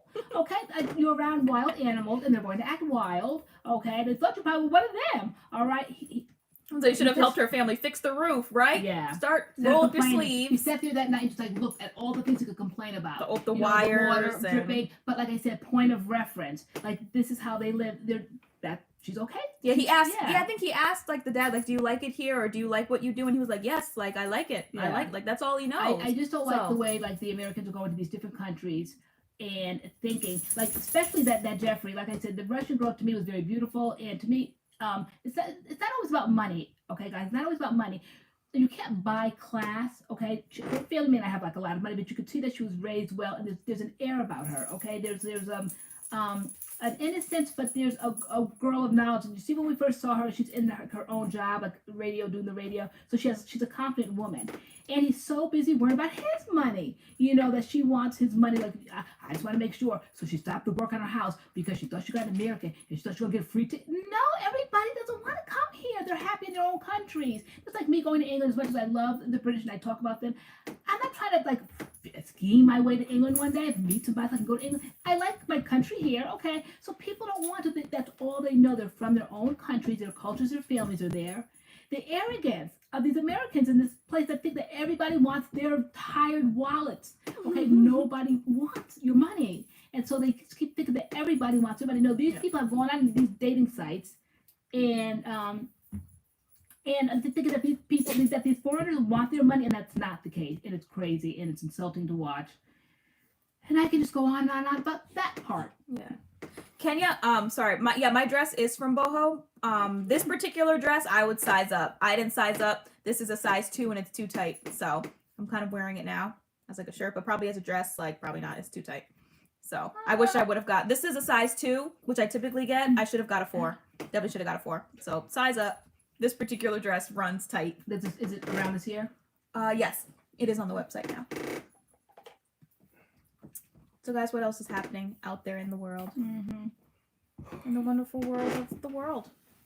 Maybe a lot of people that watch the show, girl, because normally when we get on a subject and don't know how to get off, the room drops down in numbers, girl. Everybody's still here.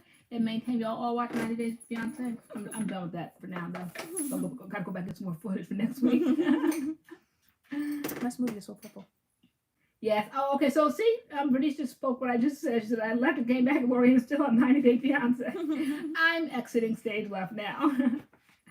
I'm done. Oh, Curls and Curls, I got my Curlsmith vitamins today. Finally, hey, you gonna start them? Okay. I can't wait to get upstairs and start with these elixirs and boosters. I'm really know. excited because Me I too. just know they're gonna work. I know they're gonna do something. Yeah. Kiara, you'd be like surprised how many shirts I sit up here on live with, and they're actually dresses because you guys can't tell. Like, you know, so this is a whole maxi dress, and I'm wearing it as a shirt right now. I know. It's like completely Because all the way I got down. told to wear peach tonight, so this is the only peach I had. So this is actually a maxi dress. Okay, so all right, so somebody asked earlier, it could have been the same person. Will there be a oh my I forgot part 2? How did I come up with that idea? That was at the because we were trying looking to for plan another video. Yeah, and I kept saying, oh my gosh, I forgot about this. Oh my gosh, I forgot about this. So that turned into a video. But yeah, I think we said that there was going to be because there's so many. Oh my gosh, I forgot about these, and I just kind of like put them to the side. We made one video. There would be too many to put in that first one. But we're trying to like do the week of favorites right now. That we just put out the first one today about our cleansers, like a refresher from 2018 was when we did the first one. So we found another way to use the whale barrel and reel them back out again, guys. Bernie said the elixir and booster really helped my baby hair. My baby hairs. My baby Okay. hair edges. Yeah, cool. Yeah. I can't wait to use them both. God, TLC couldn't handle me. They were gonna nominate me for the show, girl. Yeah, so we're doing the week of favorites. I think when we did it in 18, we did it like every single day. We only have 2 filmed right now. We have that one and we have our deep conditioner one. We need to film the rest of them, but it's not going to be like us posting like every single day. But they're coming. They're coming. Our favorites. Yeah. Even though I wish we filmed the cleanser one, and then that week I tried the main choice. The main choice. The beer. The Cheers. Yeah. The Cheers collection. And so I would add that. I was like, we need to do another video at the end in case we try anything in between. Like, let's add these to the bunch because that might happen because I'm trying different things. Like, I just fell in love with Bounce Curl, but I still have time to add that to the list. But the Cheers shampoo and conditioner didn't make the list, but it should be on there. I love that shampoo and conditioner now. Oh, so the Taylor said I can only take one of the Curlsmith vitamins per day. I started to break out. Okay. Kiara, we probably were. I was watching them back on the couch the other day, and probably by the 4th video, I said, okay, our makeup looking a little tired. I was like, we still got about 5 more videos to go. We filmed all those in one sitting. Yeah. Back to back to back to back to back. So probably by the end, and we the look tired. Looks the same. Yeah, we filmed all those back to back. Yeah. The other day we did just the 2. We did the cleansers, and what was the other one we did? This new series. We did cleansers, and what else did we do? Conditioners? Deep conditioners. Okay. So, like, I'm not a stickler like that. Like, you like all the aesthetics to be perfect. Like, you're like, we have to either do it all in one day. I'm like, I'm not doing it all in one day. That's like a lot of work. And so you're like, but our makeup will look the same, or our hair will look the same, or I'm like, hey, people are people. They know that, like, we're talking on the same topic, but just because we don't look the same, I thought it was pretty cool the way we did the first year. Everything was back to back to back. The hair was the same, the makeup was the same, the background, all that was the same. But the backdrop, I like the red, that was cute. But the hair might be different or something. You know how natural hair is. The first time we did it, I said our makeup was like fire and ice. I had all this like purple, blue eyeshadow on. I said, and you had reds and yellows, and we were both wearing black.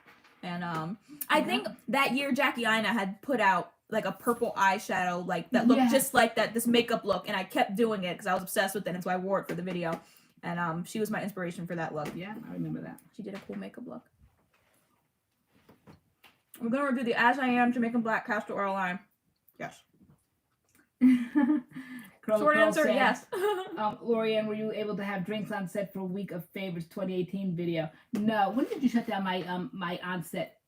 You probably did when the camera went off in between takes. Yeah, never on, I think the only time I came out never on camera Rogue style was the time when you went out and got them highlights for $300 and some odd, and I said I was gonna treat her to some highlights, thinking that she was gonna get the partial. And when she got there, the stylist wanted her to be the muse and loaded up her head. And I thought, okay, she could be the muse, and like it was gonna be like she could be a walking advertisement, but it didn't turn out that way. At the end, they presented me with the bill, and it was over $300. So at that point, you had to. How did I end up being in charge of the channel? Because I said you could pick the next 3 videos. Yeah. And so you picked Design Essentials. You picked Curl Junkie. Yeah. and there was one other one. You got to pick 3 videos though. Yep. Back to back to back. The Curl Junkie one, I remember holding up the buy drink. It was Hashtag full slab, yes. Yep. Hashtag full slab. Hashtag full slab. And I'm like, and today I said I'm in charge of the video that I said I'll be drinking on set. Yep. Yeah, that was funny. Those were the videos. I know when you came back after paying the bill and you were like, I was like, was it a lot? And you were like, and she was like, yeah. You were like, yeah. And so I'm like, are you mad? You were like, I am furious. Like basically, wait till we get to the car kind of thing. And she had done your highlights too. Furious. And like your highlights were like barely showing on your head. I think you had to go back and get yours redone again. And mine were just like bam in your face. And so we were upstairs in the bathroom when we got home, and I was trying to put a deep conditioner in my hair, and you were just standing there with like basically dark hair, and I'm just like a head full of highlights. Yeah, $300 highlights. Yours were blonde. They were perfect, and mine went from like I should have left. Here I go, well enough alone, but I didn't. So it's like mine were kind of like not as ashy, and I should have just left it alone. So when they try, you can't really fix that because you have to almost like start all over again. And I think you try to put a few new ones in, and the other ones, like the whole thing was a mess, and it basically darkened the whole head. When I went to look at the pictures, my pictures initially, like a few weeks earlier in the videos I did, they were much lighter and ashier compared to what I got when I came home. They were not quite as like this copper color, but they were getting. They weren't like the original ones that I got, and I should just left them alone, and I didn't. So now we were both side by side in the mirror. You love yours so much. Yours were perfectly done. And then I come next to you, and you could just see the difference between like I was so upset, like I was so happy. I was and like, you just quickly like put it in a ball and like put a scarf on because you did not want to like splash I could it barely around even me. take care of them because you were so mad. And so like typically we come home, we detangle, we put deep conditioners in, but I just couldn't stand in the bathroom with you because you were so mad. You were so mad. And so you're like, I'm like, I didn't know. I'm like, I didn't know. I'm like, if I could afford a full size, I would have got it on my own. And I'm like, I thought you was gonna give me a discount. Later on, we found out that was the discount. So they should have been like a whole lot more. I was like, I didn't know.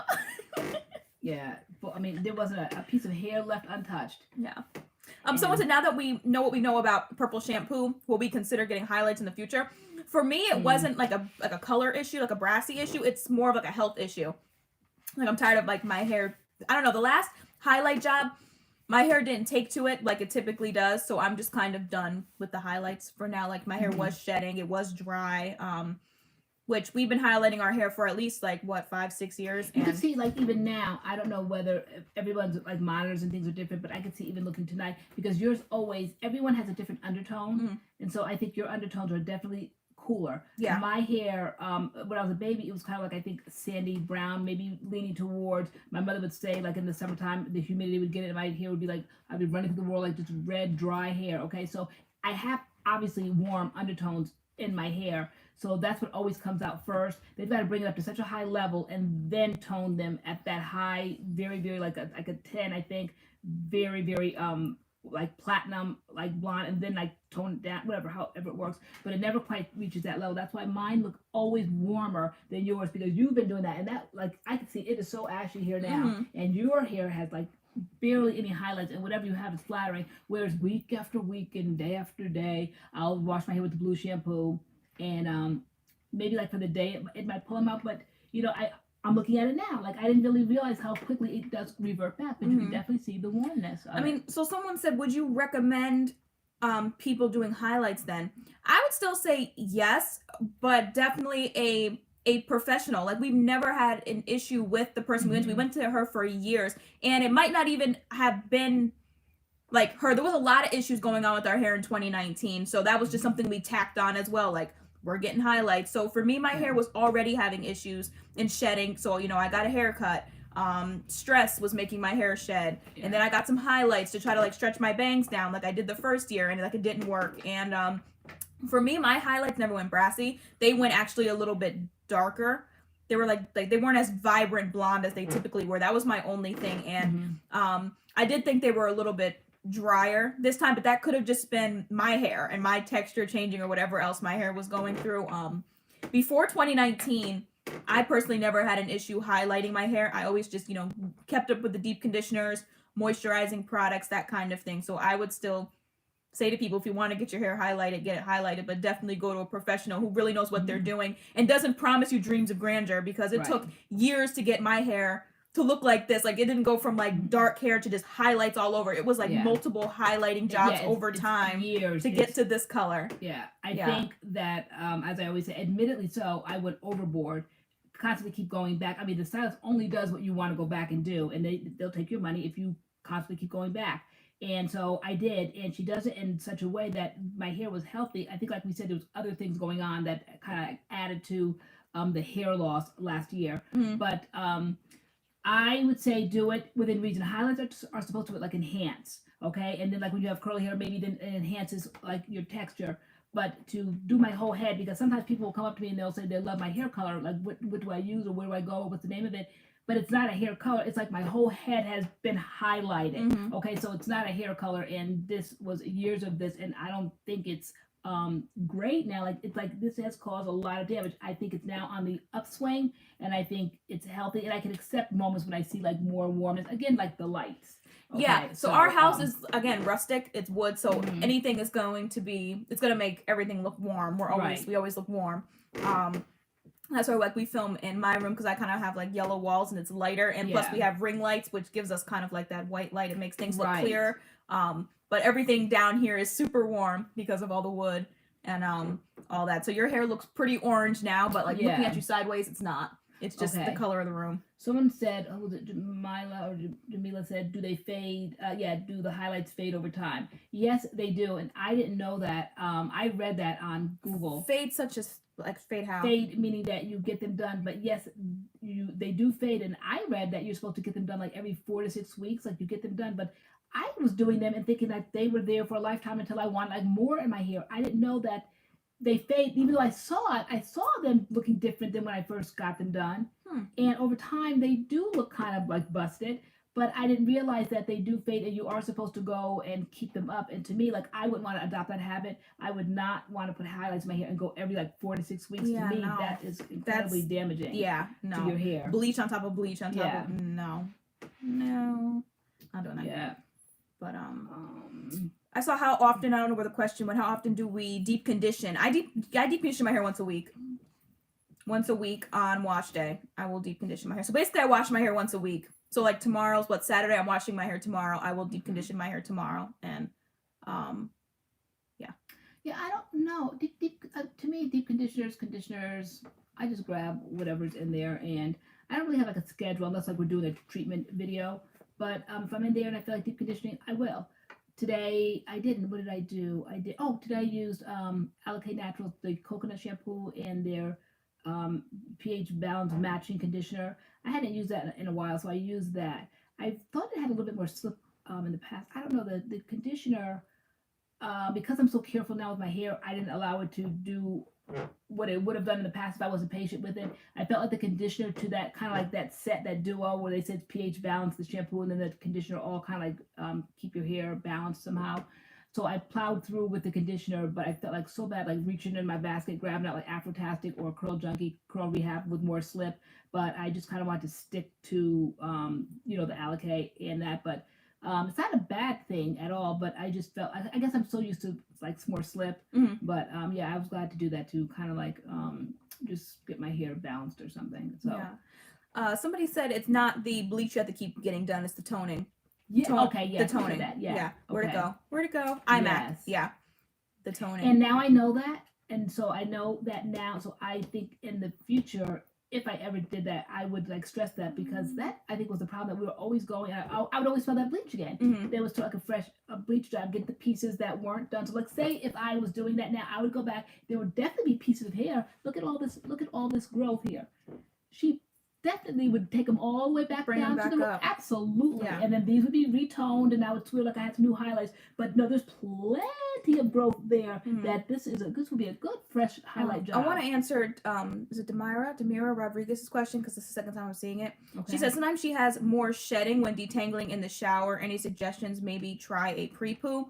So I was having that issue too. Again, like I've been natural for over 10 years, and I used to just detangle in the shower with Aussie for the most part, or some type of conditioner. So I would get in the shower with my hair like this right now, shampoo it, which is why I hated shampoo, because I was like putting shampoo on tangled hair, and then I would like wash it, then I'd have clean tangled hair, and it was just like a tangled mess. And then I would go in with conditioner and detangle my hair in the shower. Did that for years, and then I started to notice, I'm like, I think my hair is shedding more in the shower, so I started detangling out of the shower. So it is like an extra step, but I feel like I lose less hair because for me, well, they say your hair is the weakest when it's wet. So I find that like detangling your hair is kind of like one of the most like sensitive kind of things you can do to your hair. Your hair is tangled, you want to get it untangled, and it's where your hair can really break off and snap or whatever if you don't take your time. So I detangle with oil. So how I would detangle this right now is I would section it, and then I would take a section, spray it lightly with some water, and then I go in with oil, run oil through it, and I will use my hands first, go in with a wide tooth comb next to kind of work it through, and then sometimes I'll follow up with like a flexi brush sometimes, but sometimes it's just like my fingers and a wide tooth comb or like any type of detangling brush you use. I would say give it a shot, like try it. That's how I detangle. And we do have a video on the channel where I show how I detangle my hair with oil. That's how I do it. I don't detangle my hair in the shower anymore because I was having that same issue. I felt like I was losing strands of hair. It was too much hair in the shower, so I detangle my hair out of the shower now. My hair is short, so I still, with like my techniques that I use, I definitely part my hair down the middle, put like this side up here for now, and then I'll start on this side, put this part here, hold this here, and then do the back. I can do 4 sections down. 1, 2, 3, 4, and that's okay. Today I noticed again, last week I told you I did that Afro G, and my hair, I think that there definitely is a difference between the 6-week one and the every 3-week one. You know, the one that I said that the 3-week one is fabulous. I love that. It was much easier, but because I was running out of that and I wasn't going out to the stores, I just had what I had in the house. I had that very, very liquidy one that you put all over your hair, and then you kind of like bake it in, and you can see the difference. Even like within the week, my hair is so dense and so thick and so curly because it's so healthy. That Apple G is no joke. Like that Apple I want to G do it. I feel like I might need it, but it shrinks my curls because like they're tightening up, and I can't like you know. No, my hair feels really, really thick and healthy. So different. Some people are also saying that if you do like detangling in the shower, you can just take smaller sections. So sectioning for detangling is so key. Don't just take your hair and start brushing it to detangle. That is so damaging, man. Don't do that. Don't do that. Like you have to section your hair. You used to work in sections. From the bottom, work bottom up. So not top down and pulling out all your hair. Bottom up, baby sections. Well, that's a good question. Do you guys think that you see your real curl pattern when your hair is wet or dry? I have different curl patterns, but when my hair is in a wash and go, it all looks the same. I think when it's dry, right? I don't know. My hair is very long and kind of almost sort of wavy when it's wet, and then it spirals up when it dries. It gets, my hair wet and dry look totally different. I don't know. I reach for certain products that I have a very distinct curl pattern. And products definitely enhance it, but in different ways. Like tonight is Curl Junkie. This is definitely a Curl Junkie wash and go. It's just different. Curl Mix, my hair like lives in Curl Mix. Okay, and that's where I always go. Just like no brainer. Like I want my hair just to be what I'm used to, and it's what I'm most comfortable with. That's normally like my classic LoriAnne look is that Curl Mix, but yet it's like neck and neck with Curl Junkie. I've been using Curl Junkie for well over 10 years.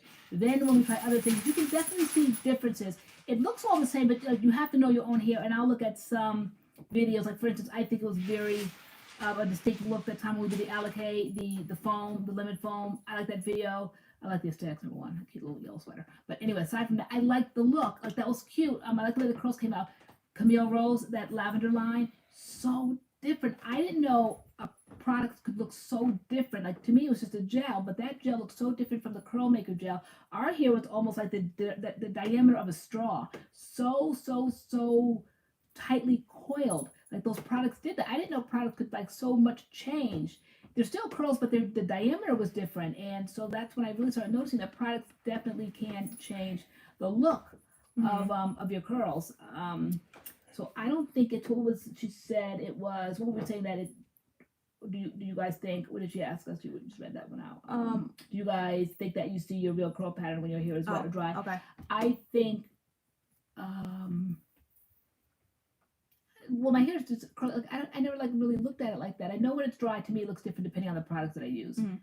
And yeah. I saw some questions asking what oil would I recommend to detangle. So I really got into detangling my hair with oil when I got on the melanin oil. To be honest, like the melanin oil is like my favorite oil to detangle with. I think I use it in the video. Since then, because I've kind of run out, when I kind of got to the bottom of the melanin oil, I started adding other oils in. So now in my melanin oil is the melanin oil plus Jamaican black castor oil. I added in there, and then I was almost out of the meech oil, so I poured it in there. But you could use the melanin oil or the meech oil. Those are the kind of like the two oils I grab from to detangle my hair, even though now there's like the big meech that has like a little bit of everything in there. But by itself, the meech one is a great one to detangle with, and it smells really good. And the melanin one, love the melanin. I just love that. I just love the melanin oil. I really do.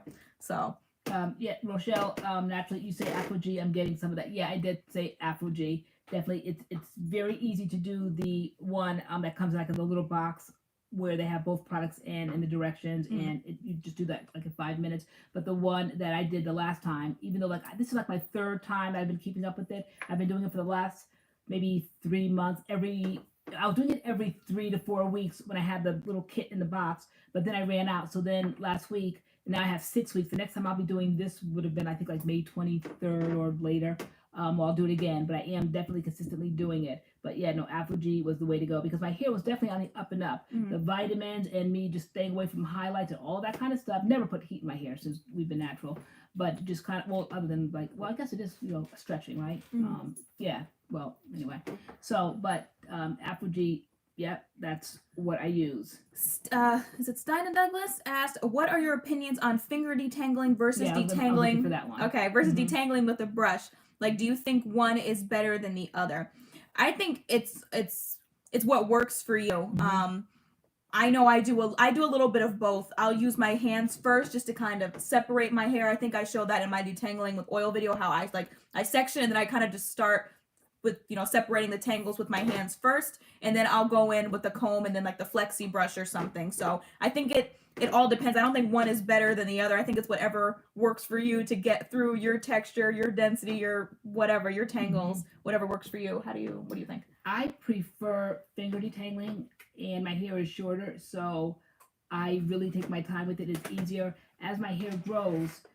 Today was an example because I'm noticing it's growing, and not only in length, like more like in density, so it's thicker. There's thicker patches, and I'm finding more tangles. But again, stop on a dime. I stop on a dime right there. I don't want to hear even the slightest snap, break, anything like that. It drives me crazy. I can't hear it. So I'll just like back away like with my fingers, and then I'll like carefully get like that brush that I love. And oh, the Texture Pro wet brush. Ever so gently. The brush is so good. I love that brush. And it's very, I just start at the end and just pull really quick, and then you can just kind of like see the hair freeing, and then I'll move on. But I always go back to my fingers. To me, it's easier, and I just feel like we have a brush video on this channel. I think go to our like Natural Hair 101 playlist. There's a brush video where we talk about all our favorite brushes that we use and like what we use them for. You can kind of gauge where the knots are and where you're gonna feel like you're gonna lose some hair. Can you get them fully out? One thing I will say is that especially when I was going through protein overload, I was having a fairy knot issue, and so fingers wasn't doing it. Because if I didn't get my tangles completely out, then a little knot could turn into like a bigger knot. And I feel like with hands, I can't get, there's only so much of this I can do, and I'm not really getting in there like the really fine pieces of hair to break up the really small, knots that might be there. So I feel like brushes are useful in that sense where you can really get those ends and get those tangles and knots out more so than with your hands. But that could just be me. The nature of textured hair. You did always used to have little things on your ends. Remember people used to ask like, LoriAnne, are you going to get those ends? Are you going to detangle those ends? Yeah, you guys did, because that's the days like I really didn't know how to kind of, I guess, detangle properly. But I was like, we were saying, I'm sorry, God, I'm getting tired now. What was I saying about I said I prefer to finger detangle. You section, you finger detangle, use the Texture Pro wet brush. Yeah. Oh God, it's gone. Oh God, gotta catch the train while it's in the station. It'll come back eventually, hopefully. Taylor, have you tried the Afro G 2-minute keratin reconstructor? I really like that. It's a lighter protein treatment. That's the one you had me try, right? The one we got from Fashion Week. And I had that one. No, wait, no. It's the keratin 2-minute one. There's What's a that? 2-minute one. You got There's all right. The one that we got from Fashion Week is Yeah. the one that I'm talking about. That was every 3 weeks. Okay. Okay. Now I remember last week I went to the heavy duty 6-week one. Yes. There's another one, kind of like an in between ish one, where you don't really need like the Afro-G 3-week or 6-week one. It's just enough to add some protein, keratin protein. Oh. I have so many protein deep conditioners that it's okay. But during this journey of Afro-G every 6 weeks or every 3 weeks, I think one time I kind of like did that between one 3-week one and like the next 3-week one, maybe like a week and a half after I did the first 3-week one. But my hair always has protein in it, so I think Afro-G is like just really, it can like sustain the 3 weeks or the 6 weeks. But we do have it. But it's not like. I mean, I don't really need protein like that. Like my hair is pretty sensitive. I wouldn't say I'm protein sensitive, but a little bit of protein goes a very long way. So if I feel like I need protein in my hair, I will just use the Meech protein treatment or the Shea Moisture one or something like that. But as far as like going hardcore with Afro-G every 3 weeks, 6 weeks, like I don't do that. Even though I probably could do it now. I feel like my hair is shedding a little bit again, a little bit, easy, but not really. Like I'm not panic, so I could probably use like a little protein treatment at this point. But yeah, I don't go hardcore. I did a couple weeks ago do the 3-week one, and my curls shrunk up like crazy, and so I don't know. I don't like that look. So, somebody, can you guys do a diffuse video, because I need some help. We just really kind of like air dry, even though today I did diffuse because I had to cook my babysitter some food. I didn't have time to like ride around like I wanted to, so I grabbed that that Dyson dryer that you have, and I did that. I don't really like to diffuse because I feel like my hair just kind of comes out a little bit different. My hair was like shrunken completely to my head. I'd never seen it so short as of late, and I just feel like diffusers do that. I don't know if I'm like really good at diffusing. I don't know what it's supposed to look like. It's completely soft. It's completely dry. I like the air dry thing because I really turn myself into a contortionist, and I hang my head out the windows, and I'm holding on to the rack, and then you're driving around, and I'm hanging out this way, and I'm putting my head, in the front, having the fan from the car blow, and I do like my own thing in the car. The diffusing thing, like you're just kind of like sitting there, and you're just patiently like waiting for each section to dry, and it looks different to me. I don't really like to diffuse. I didn't like a diffuser until the Dyson. Before the Dyson, the diffusers, I felt like it took way too long. My hair was always frizzy. But if I'm going to diffuse and if I feel like I want to diffuse and I use the Dyson, it's very quick and no frizz. No matter what I do, all the movement and all that kind of stuff, like it's just no frizz, and it's like 15 minutes. And so, but I really don't diffuse. Again, I feel like it makes my curl pattern tighter, and I like to air dry because it brings it down longer. It's more elongation. When I diffuse, it's definitely tighter. Yeah. And that's not the look I'm going for at this point right now. Yeah, so then that's when I stretched. After I diffused, then I stretched. So what I do is I start here, I make it taut a little bit, and then just kind of like go down there with like medium heat, and then I lift it up, and then put the medium heat here, and you really like get an inch or two, and it stretches that. So I did that today, but no, it definitely shrunk up. Definitely. Jackie Murray said, "Can I use a leave-in conditioner by itself?" You can do anything, girl. We use leave-in conditioners by themselves. We use creams by themselves. We use gels by themselves. But we've definitely used products that are considered a leave-in by themselves. For example, the Shea Moisture Jamaican Black Castor Oil leave-in. We do that as a one and done, and one product wash and go. And it works. Yeah, if you can style your hair with just a leave-in, then go for it if it works for you. If it gives you, the hold or whatever you're looking for your hair to look like, if it does that for you, then you can absolutely do that. Yeah. There's no rules. Yeah, we've one and done a lot of things. Leave-ins, gels. Oh, you be trying oils. Yeah, I do. That's maybe a little busted. I did that as I am water the other Jamaican day. Black Castor Oil water, and like I wouldn't necessarily. I swore I was gonna make it work. Not for the long term, but long term wash and go. I swore I could make it work, but no. It needed something. It needed some sort of a moisture. Not necessarily oil. It needed like a cream or something. That's just way too light. Fabulous refresher. But no, not a one and done at all. LoriAnne said the scent of the melanin oil. That's what you use. I know it wasn't strong. I know it wasn't strong. But my scent is kind of skewed now because I added other stuff in there, but I know it wasn't strong. Who has the melanin oil? Who can describe the smell? I know the cream smelled kind of like cocoa butter. It's kind of peppermint. Okay, I was gonna say minty, but it's not strong. It's not strong at all. It's a very light scent. Yeah, I was gonna say I think it was kind of minty, but if that's what they say, shrinkage is a sign of health. So yeah, this what comes along. Like this is like a whole other journey this year that it is. We're adapting to. It's healthy here, but like what a blessing from last year's journey. You know, it was so nerve-wracking. It was so stressful. It was just awful. Like to constantly go in and watch it and watch it shed and it come out in your hands, and then you know whether you finger detangle, whether you have the brush, like just you don't know what's worse when you're finger detangling. You can kind of feel like you have more control over it, but it's coming out in your hands and it's so upsetting. And then in the brush, you're like at the end, you're gathering it all. Oh my gosh, yeah, it's too much. It's very, very, very stressful. Yeah.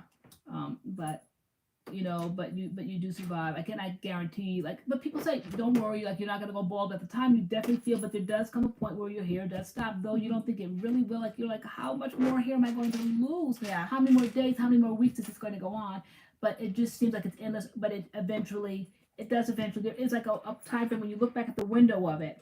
There is a time frame for it, and you kind of like only see it when you have wash days, and like what people wash it once a week, perhaps maybe twice a week, but it's horrible. Been there. That's why we could speak about it so passionately. Yeah. But it does stop. Yeah. So when is the next Zoom meet and greet? We're not sure yet. We're still kind of like kikiing, like exchanging notes, getting different like messages, people giving our feedback, like their feedback from the first one, but just our feedback. I thought it was so fun. Some people, like people's faces, I feel like I've already seen, maybe because it's just it was like people who are active on our channel, and like we see their little picture there, so I'm like, I feel like I know this face. I feel like I know this face, and it was so cool. But it's definitely, we said, a different type of energy. Like we were on for I think an hour and a half. So I think we set it for 40 minutes. Then we realized we could make it longer, and so I'm really glad that we did that. So we made it like an hour and a half. And we were exhausted afterwards. We're like, this is totally different than sitting on live stream for like 2.5 hours, 4 hours, because it's like that feedback back of somebody's face, like talking to you. Yeah. It's totally a different and you type of energy. Sure, there was a learning curve to it. You had to know, because when we were in there, we saw like only like 9 faces for the longest, but we were hearing like other voices. And so that we realized, like, as you slid like the screen over, there was like 4 like rooms, and so we had to go between the rooms. Yeah. So on our iPad it looked one way, but we kept seeing the Zoom meets where you could see everybody together, and like we had to switch over to our laptop so we could see everybody. But we even said like maybe going forward we would shrink the room even more because it's. Even though you handle it like a boss because you're a teacher and you know how to pick people and give everybody like their fair chance to talk, I thought you handled that masterfully. I was kind of like stressing. I was like, oh my gosh, because it's like one person talking at a time. It's like it's different than obviously an in-person meet and greet where maybe we're not talking to you, but you could talk to somebody else. But other people couldn't talk to other people because then it would be noise. Like it was, and so I was like, oh my god. So I was trying to give everybody a chance to talk. So I said maybe going forward we would maybe schedule more than one and just like shrink the rooms. Yeah. So there's less people. It was 25. But you definitely navigated it. But we felt like to give each person like a little bit more time, and then the different personalities that come into the room. That some people are more talkers. Some people you kind of have to like draw out more. And people that maybe felt like they had more of a connection. Some people are my friends on Facebook or whatever, so there's like more of a connection there, like the excitement of it. There's certain people like I wanted to see, and those people showed up with it, and I thought that was really great. But those that might get lost in that, you've got to like pull them out. Like we are the ones that are navigating that. Yeah. So I think it was very well done. But I thought it was just so cool to see people's faces. Like, oh my god! And they're like all the natural hair in the room. Like everybody came with like curls or wash and goes or twist outs or like whatever. Yeah. It was just like all the natural hair and like the different just conversations that happened. It was great. I loved it. We started off with asking what everybody had in their hair. We all love to do that. And then like kind of what people's routines were, and then we got into like casual talk. What else did we and then like some people like shared their online name, and it's like, oh, like that's you. Like I see you in the comments. So like other people knew like other people from like the MADCURLS, like the chats or like live streams. Completely different. Than going live. To me, I felt like much more drained when we like. Yeah, that's what I said. I said when we finished after an hour, I was like, oh my gosh. Yeah. Like because it's different. Like we could go on and on and on because we're just like talking to a screen and you guys are in the chat. But when you actually have like 25 eyes kind of looking back at you, like I was like it was different and people talking to you. But yeah, so to touch on because we got a few emails, people kind of didn't well, they said number one, they couldn't afford to pay. They didn't think that we should have charged for it.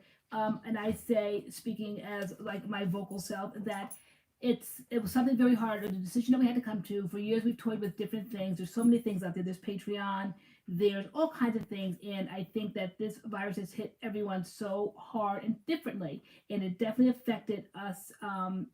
Our not so much, well, the views kind of like went up, not the views or the money went subscribers. down. Yeah. And this is like our only job. Like when you were teaching, that was like kind of like a combined salary thing, but this is our salary. This is what we live off of. And so, and we enjoy what we do, and you guys enjoy what we do. So in order to keep it going, Patreon, we just felt like it was going to be different tiers and different things. And we felt like we wanted to give. We were like, what could we offer? Yeah. More kind of than what we already do, where we feel like we already offer a lot. Like, I mean, we do like this, like 2.5 hour lives. You know, all our videos, but what could we possibly offer on Patreon that people would pay for? I guess on that scale, how Patreon goes. So like we toyed with Patreon, but we're like, no.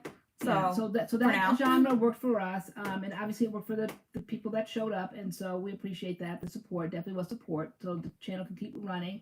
And so we don't know how often we'll do them or how not, but definitely the idea. Nanny, you'd be surprised. Like it was a little uncomfortable. Like some of the DMs we got, like, you know, why do we have to pay? Like almost like, you know, like we weren't like good enough for that or whatever. Like it was a little awkward. Like, I mean, if people see something and they're like, nah, like I'm not paying, like they would just press on. Like this whatever it is not for you. Like sometimes I see people offering stuff and I'll see a price. I'm like, no, like nah, I don't think that's for me. And they move on. But to actually like get DMs with questions like what exactly are we paying for? Why do we have to pay? Kind of thing. Like,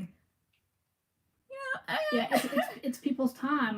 Like what you said. Why not? Like, well, why not? Like, why not? Like, why would you ask that? Like, we don't ask people why do you go to work and get paid? Like, it's a job. It is our job. What we do here, sitting here, navigating questions, answering, giving you guys knowledge, and so it's almost offensive, the question. It was like how dare somebody ask that? How we bring income in and how we choose to do that. So there's so many things that we do that we're not putting a price tag on. So that at this point, everybody has to earn their money and keep their boat afloat best way they could. And that was the way we felt like it was very enjoyable. It was fun. Yeah. And but it was our first one, and so we're like, let's learn from this one and see kind of like going forward how we can make it better, or you know.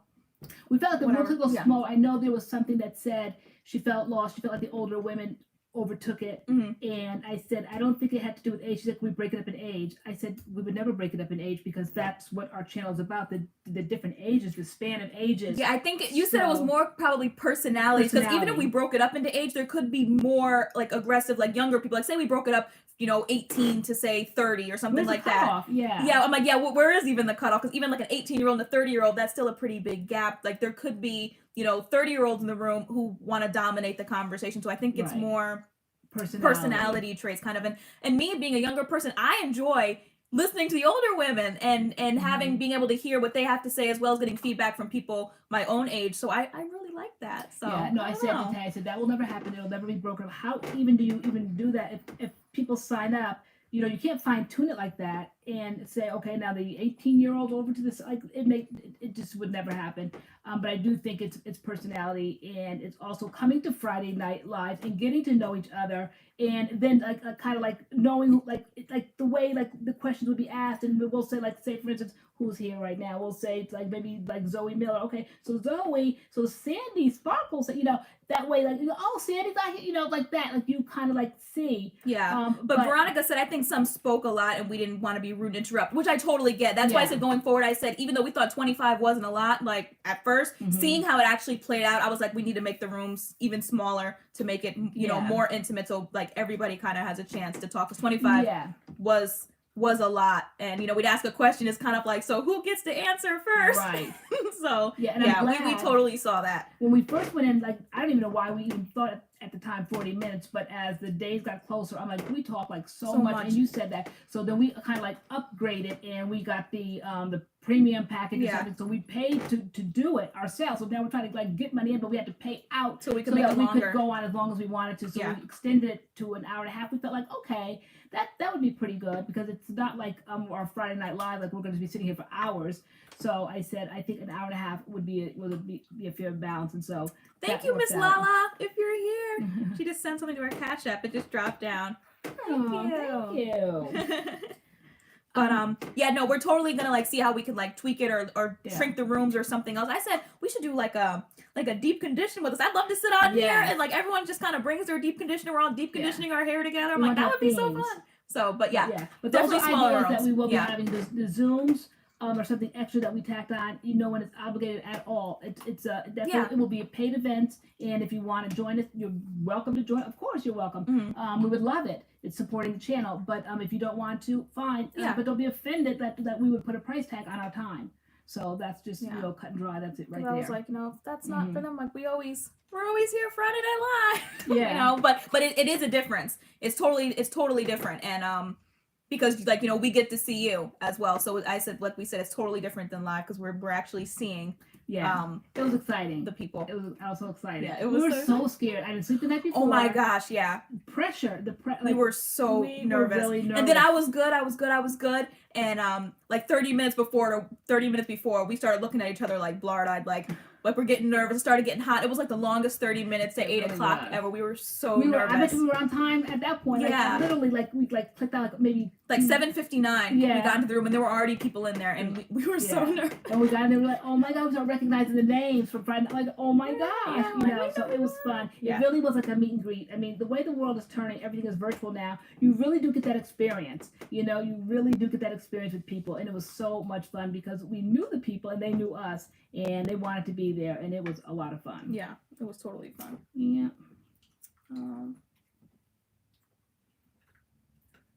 Kia Lammy, not necessarily. So she said, would you guys rather those that went to the first one not do the second one? I'd love to come, but also want to give others a chance to meet y'all. So the way we did it was we announced it on a Tuesday, and then we opened the sale up on a Saturday. So we like advertised it for those days. So for us, it was like whoever gets there kind of first. So if you already went to the first one and you get there when the sale goes first up, come, first serve. Yeah. And people were saying like the Friday night, like now, and like we would say the tickets won't be selling tomorrow.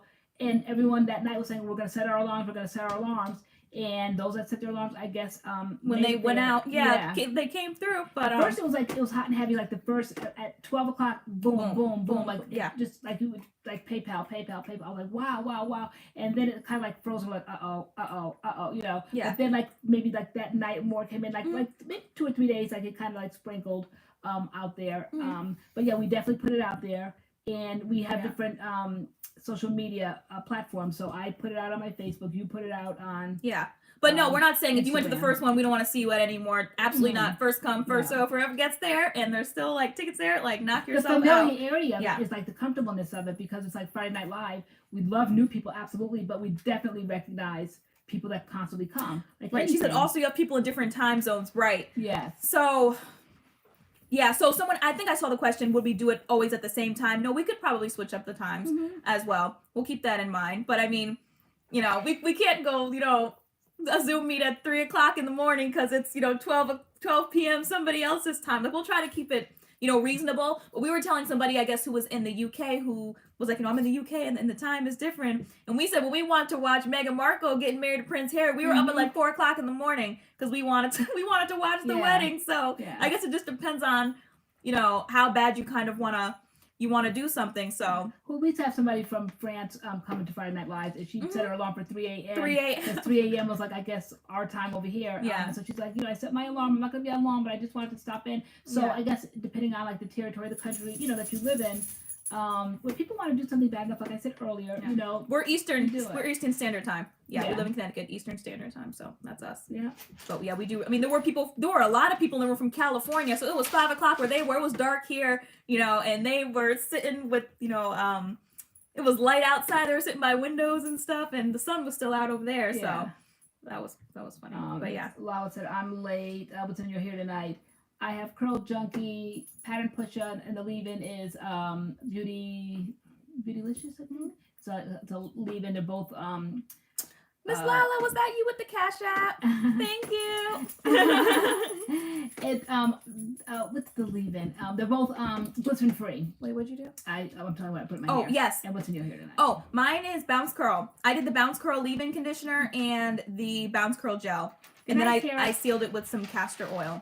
So I've kind of gotten back on my Bounce Curl wave, but I will be honest, The gel is kind of drier than I remember, but I went through bottles and bottles and bottles and bottles of that gel back in 2016, 2017. They used to have like a little It smells the same, it feels the same, but in my hair it reacted differently. I'm like, maybe I used a different. Well, I know I definitely used a different leave-in because their leave-in. Use that Shea Moisture Coconut. Remember that Shea the coconut hibiscus? The one in the orange, the one in the yellow. Yeah, I used to use the. I don't know if it was a pump, but it used to be in a jar. Remember the smoothie? And then you would do the bounce curl. Oh yeah. Oh no, yeah, that was a suggestion by Lexi Marcella. Like a few years after I started using it, she would use the Shea Moisture Coconut and Hibiscus Smoothie with the bounce curl gel. And I think we have a mix it up on that. Right. I did that. Yeah, no, that was her suggestion, and that was like that's a great. I should do that. Thank you for saying that.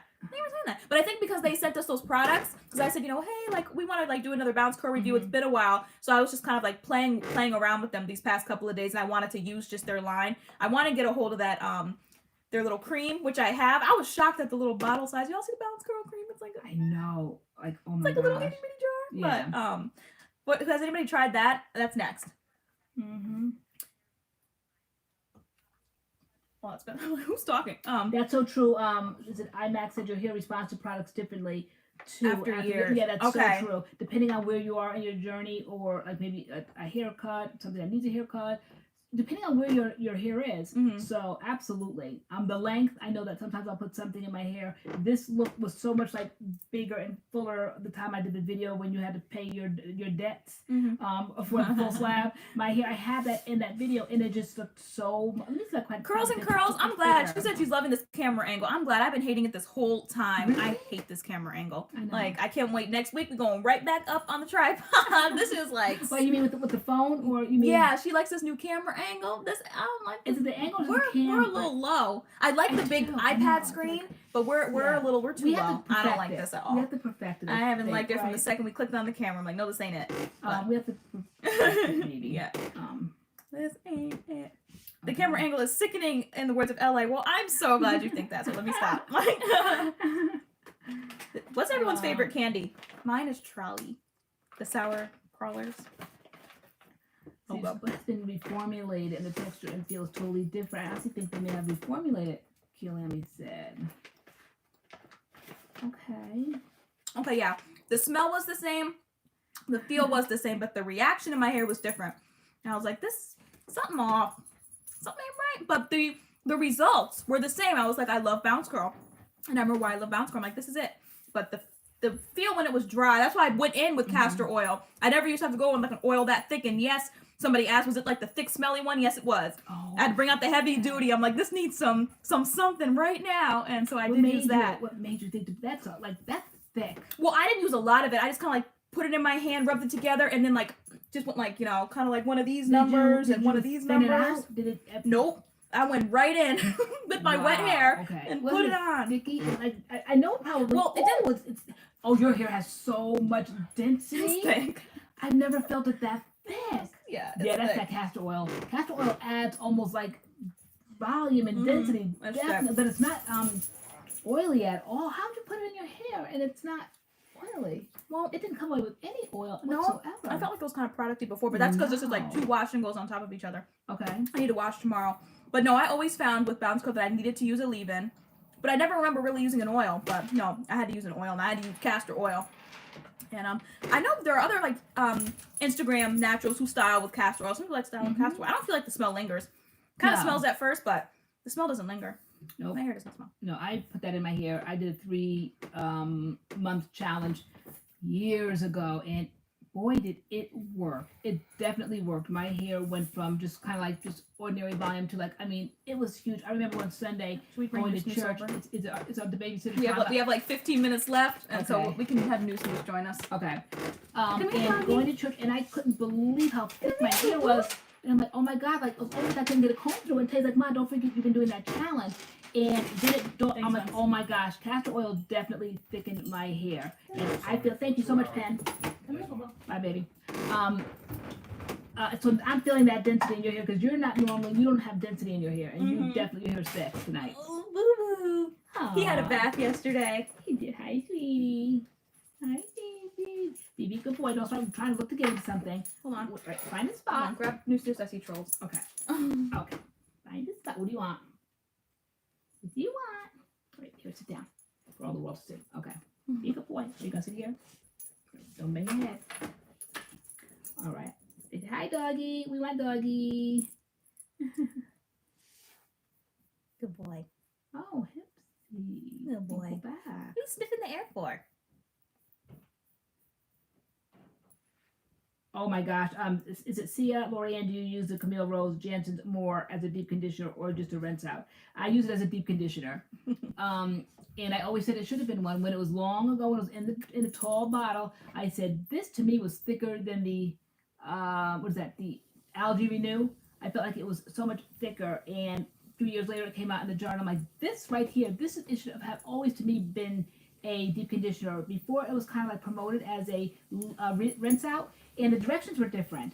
So the directions were put it in and then like rinse it out. I don't know if they even gave a time frame. If they did, it was like 5 minutes. Now it's 35 minutes. You leave it in and then you rinse it out. It's clearly a deep conditioner now, which I always said to me it was so much thicker and more emollient than the Algae Renew. However, when I've been trying to rediscover my journey of yesteryear, I've been trying to go back to what once was good. Like, you know, why did I fix what wasn't broken? And those were the days when I always used Algae Renew. So as much as I love Jansen's, it's still up there, but I definitely have been reaching back now for Algae Renew because I'm trying to recreate the year of 2017 when my hair was so healthy. Mm.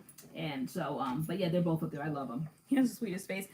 Someone said, does he still stay in the playpen most of the time, or can he jump out of it? So we let him kind of like hang out around the house. He does still spend time in his pen. He can't jump out of it though. He does not jump out of it. So we'll just like open his door and he'll come out. He likes to sit on the couch sometimes. Hi, sweetheart. Yeah, no, he's not big enough. Yeah, even though we see he's getting bigger. You can kind of see like subtly he is, but his little legs are longer, and but he's still just very, very playful and silly, and Yes. he's so good. He's so good. He's a wiggle worm. You'd think he'd be tired. Yes, I know. You're going to bed soon. It's bedtime. And yes, it is. And yes, it is. And this is over.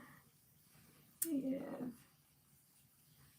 But yeah, I want to do that. I forgot about that As I Am line, and I just love that castor oil line, and all the creams and the smoothies. Mm-hmm. That cream, oh my gosh! Like when I grabbed that really quick in that video. Yeah. I mean, I'll be honest. Like, yeah. I started kind of diving into the line. So you did the cream. You love the cream. Mm-hmm. We both love the Jamaican Black Castor Oil water. Yes. I did the co-wash. It's okay. It's okay. It's alright. Do I like it better than the coconut one? No. I don't think it has as much slip as the coconut one. I tried the shampoo and the conditioner and love the shampoo. Shampoo is amazing. The conditioner didn't wow me, and the leave-in conditioner didn't wow me either. I used it. Oh. I used the leave-in with something else the other day. But you told me to try it though. Yes, I said you Okay. try it. So Yeah. so far I'm not really wowed. Love it. no, Like, you're you not know, getting that. love the shampoo, love the Jamaican Black Castor Oil water. Mhm. You love that water. You love the And cream. again, so remember, guys, I ordered 4 of them, and 2 arrived, 2 were destroyed in transit. So then I got in touch with Sally's, and they said they were going to send them out again. Weeks later, the other day, they said it was out for delivery. Within a few hours, I got notification that they were destroyed during delivery. Again. So I never got the other 2 bottles. I don't know what is going on with these companies during this time. I know that they're doing the best that they can with probably getting temporary help, and everyone doesn't like know the system. But I would think people would know how to handle a box and like be careful with it. But I don't know. It's just a lot going on and work and all that. But no, I didn't get them. So now I'm just kind of like probably gonna cancel them and hope to find it on the ground at some point. You got them? I'm on the phone. Okay. So yeah, I didn't get them again at all. Curls and Curls probably. Yeah, I definitely co-wash less than I used to. I used to like just co-wash straight all the time and maybe shampoo my hair maybe once a month. But now that's when I go to take hey. I don't know how they keep getting destroyed. When I go to wash my hair, it's shampoo and conditioner. Okay, so it's not me. That is the question. That's what a normal, sensible person asks. Did you get refunded? No, I'm not like really like bothered about that. I will go after that. What I'm very bothered by though is, guys, remember when this whole thing got started? We were all locked up in the house and we couldn't go work out. Okay, and I was telling you guys what I was doing, the squat challenge, the 30-day squat challenge. Talk about the simplicity of that. And you know I can't exercise because of my illness, okay? To squat for 30 days. I am telling you, my waist came in and my behind came up. And my legs have gotten firm. I cannot believe it, the simplicity of it. Now, granted, I did go out and get that DB machine, and it's like really, really easy to do. So then I kind of got motivated, and I ordered this ring from the company called Pell Ring, and I'm still waiting. And I've gone into the Facebook kind of like their room, and people have been saying they've been getting theirs, blah blah blah. So I haven't gotten mine. So now at this point, I'm just thinking, because I'm seeing like where it was supposed to be going, and it's like kind of like stopping off in New York, and I'm like, okay, I probably may not want a box from there, but it doesn't matter because it's not leaving there. It's just like sitting there. So I'm telling the company, okay, you know, at this point, I don't know what's going on, but it's like your company, it's your stuff. I bought it. You're responsible for it. It did not make it to my house, so now I just want a refund. They told me that I could get 40% refund. It's like, well, how about this? We'll refund you 40%. I said, 40% of what? Like I'm gonna take the loss of that. Like I didn't get what I wanted. They said, and if your box comes, you can keep it. I'm like, oh, I know I would keep it, but I don't like the box. I said, at this point, these are shady dealings. If this is the way that you conduct business, that you supposedly send the box out and I don't receive the box, and so now I said I'm not negotiating my money. I paid what I paid for the full price, and I'm not getting 40% of what I paid for it. I have never heard of that. Imagine me going into Nordstrom's or Macy's or anything, and I don't like something I put on the counter. Well, we'll give you 40% for it. No, like when something is not working to your liking, you get the full refund. I never even got the item, and they'll give me a 40% refund of what I spent. So I said, so then what happens to the rest of my money? It made no sense. So I haven't gotten an email back yet, but yeah, busted. That was busted. That's busted right there. Yeah, your legs get so strong. Yeah. Good boy, Daddy. 40%. I know, crazy. Exactly, Wanda. Like that.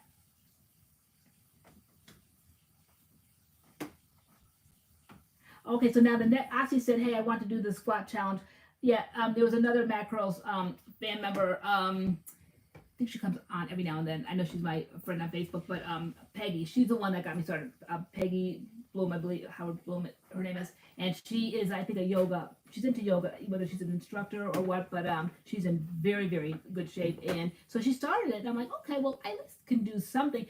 My body's in better shape than it ever was when I was marching the treadmill for endless hours a week.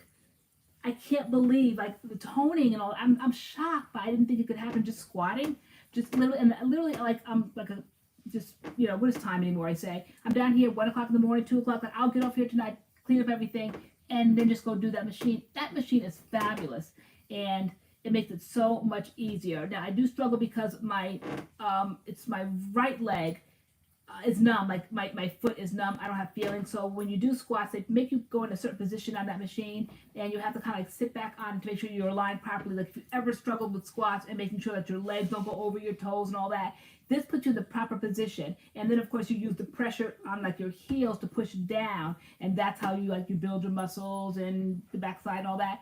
But I can't really do that with my right foot, but it's still, but it's much easier on that than it would be, and just me without kind of like that. Even though on top of that, like I will, every time I think about it, like I'm in the kitchen at the sink or whatever, I'll drop and do 5 or something.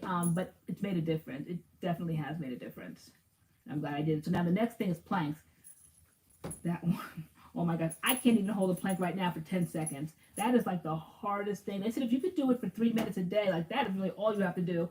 But just aim at 1 minute. I can't even do it 10 seconds at this point. So I can't wait to see what I'll be like in 30 days, how long I can hold them. I'll be happy if I could do it for 30 seconds. That's my goal. I'm aiming for that at this point. Mm-hmm. Squat show. Lord, I am such a night owl. I really am, Wanda. If we, well, the camera, I'd have to do. How Can you post on your Instagram or Facebook? Or... Yeah, who's my friend on Facebook? Yeah, I'll do that because but it's fabulous. Or next week we'll get some lessons here on the TV machine. But I'm glad I jumped on that when I did, because that was jumped on, and when we immediately kind of like all got quarantined, and I'm so glad that came so fast. That came in less than a week. I was shocked when I saw that great big box out there. I was so shocked. I'm like, it can't possibly be, and it was. Service was good. The sheen is good. It's fabulous. Spencer uses it. You use it. I use it. It's great. I love it. That's the best investment. Let's do a video. Guys, I do video? Do video? Hey, you'll record me doing that? Okay, guys. I love it. My girl, it's night time. Okay, we go night. Guys, it's 10:30. Is it nighttime? Is it nighttime, Dougie? Yeah. Okay. So all right. Just Rhonda, Michelle, LoriAnne, can you share some wisdom about postmenopause and hair, please? What does HRT mean? Does Tay look sleepy? Yeah. I'm fading over okay, here. there we go. I'm not post-menopause yet. I believe I'm in menopause at this point. I think I see, whatever we're supposed to be looking for every now and again. It's like definitely not monthly anymore. But no, I'm not post yet. But definitely hair loss, absolutely. I guess when it was pre-menopause, that's when it started, and that's when at the time I had been on birth control for well over 20 years, and when I got off of that, oh my gosh, everything went awry because your body is trying to get back into alignment, I guess. And that is when I first lost the most hair. That was at 40, and I think I was 41 at the time. And when I got off of that, everything went crazy. And after, like I said, your hair does eventually stop shedding, but that was the most stressful time at that point. And that's when I went natural because my stylist said, don't ever put heat in your hair. Don't ever put any more. At the time, I was doing relaxers every 8 weeks, like clockwork. Not with her. She would cut my hair, but at home, I was getting that dark and lovely every 8 weeks. Stugginess. But with my body so crazy, I just backed away from that. But no, definitely that happens. I know. Who knew? Like, I don't know. Is that talked about with women? As my grandma did say, going through the change. My grandma said, the change. Are you going through the change? All right. I didn't know that, you lost so much hair. Totally ready to go, girl. Okay, all right, guys. So we'll touch on that again next week. If you show up, just Rhonda or anybody else interested in it, let's start off next week with that, because that's definitely something that we should discuss. Because again, there's like lots of women around my age that that is definitely a struggle, and it definitely plays a big part on our hair journey. Alrighty. So thank you guys so much for coming, hanging out, chatting with us. Just Rhonda, if you have Facebook, I'm at LoriAnne, ANNE with an E, Wesley, and just message me there. And Alright. I'll talk to you there about it. All right. All this energy. I don't know where it came from. You're going to bed. You're going to bed. All right, guys. Okay. Tay, keep the table angle. We will see about all of that. All the table angle. The table angles. All right, guys. Thank you so much for coming, joining us for another Friday Night Live. We hope to see you guys next week. Hope you had fun with the crazy talk about 90 Day Fiancé. You know I get wild. Hope I didn't offend anybody. But I warned y'all. I said, if anybody's easily offended, click out now. Girl, you said it. Girl, you told them. You told the people. You gave a disclaimer. I did. All right, guys. So, check out our videos throughout the week, and if not, we will see you guys next Friday Night Live, 8 o'clock Eastern Standard Time. Okay, guys. All right. Bye. Say Bye, Bye. I'm so happy now. Bye, guys.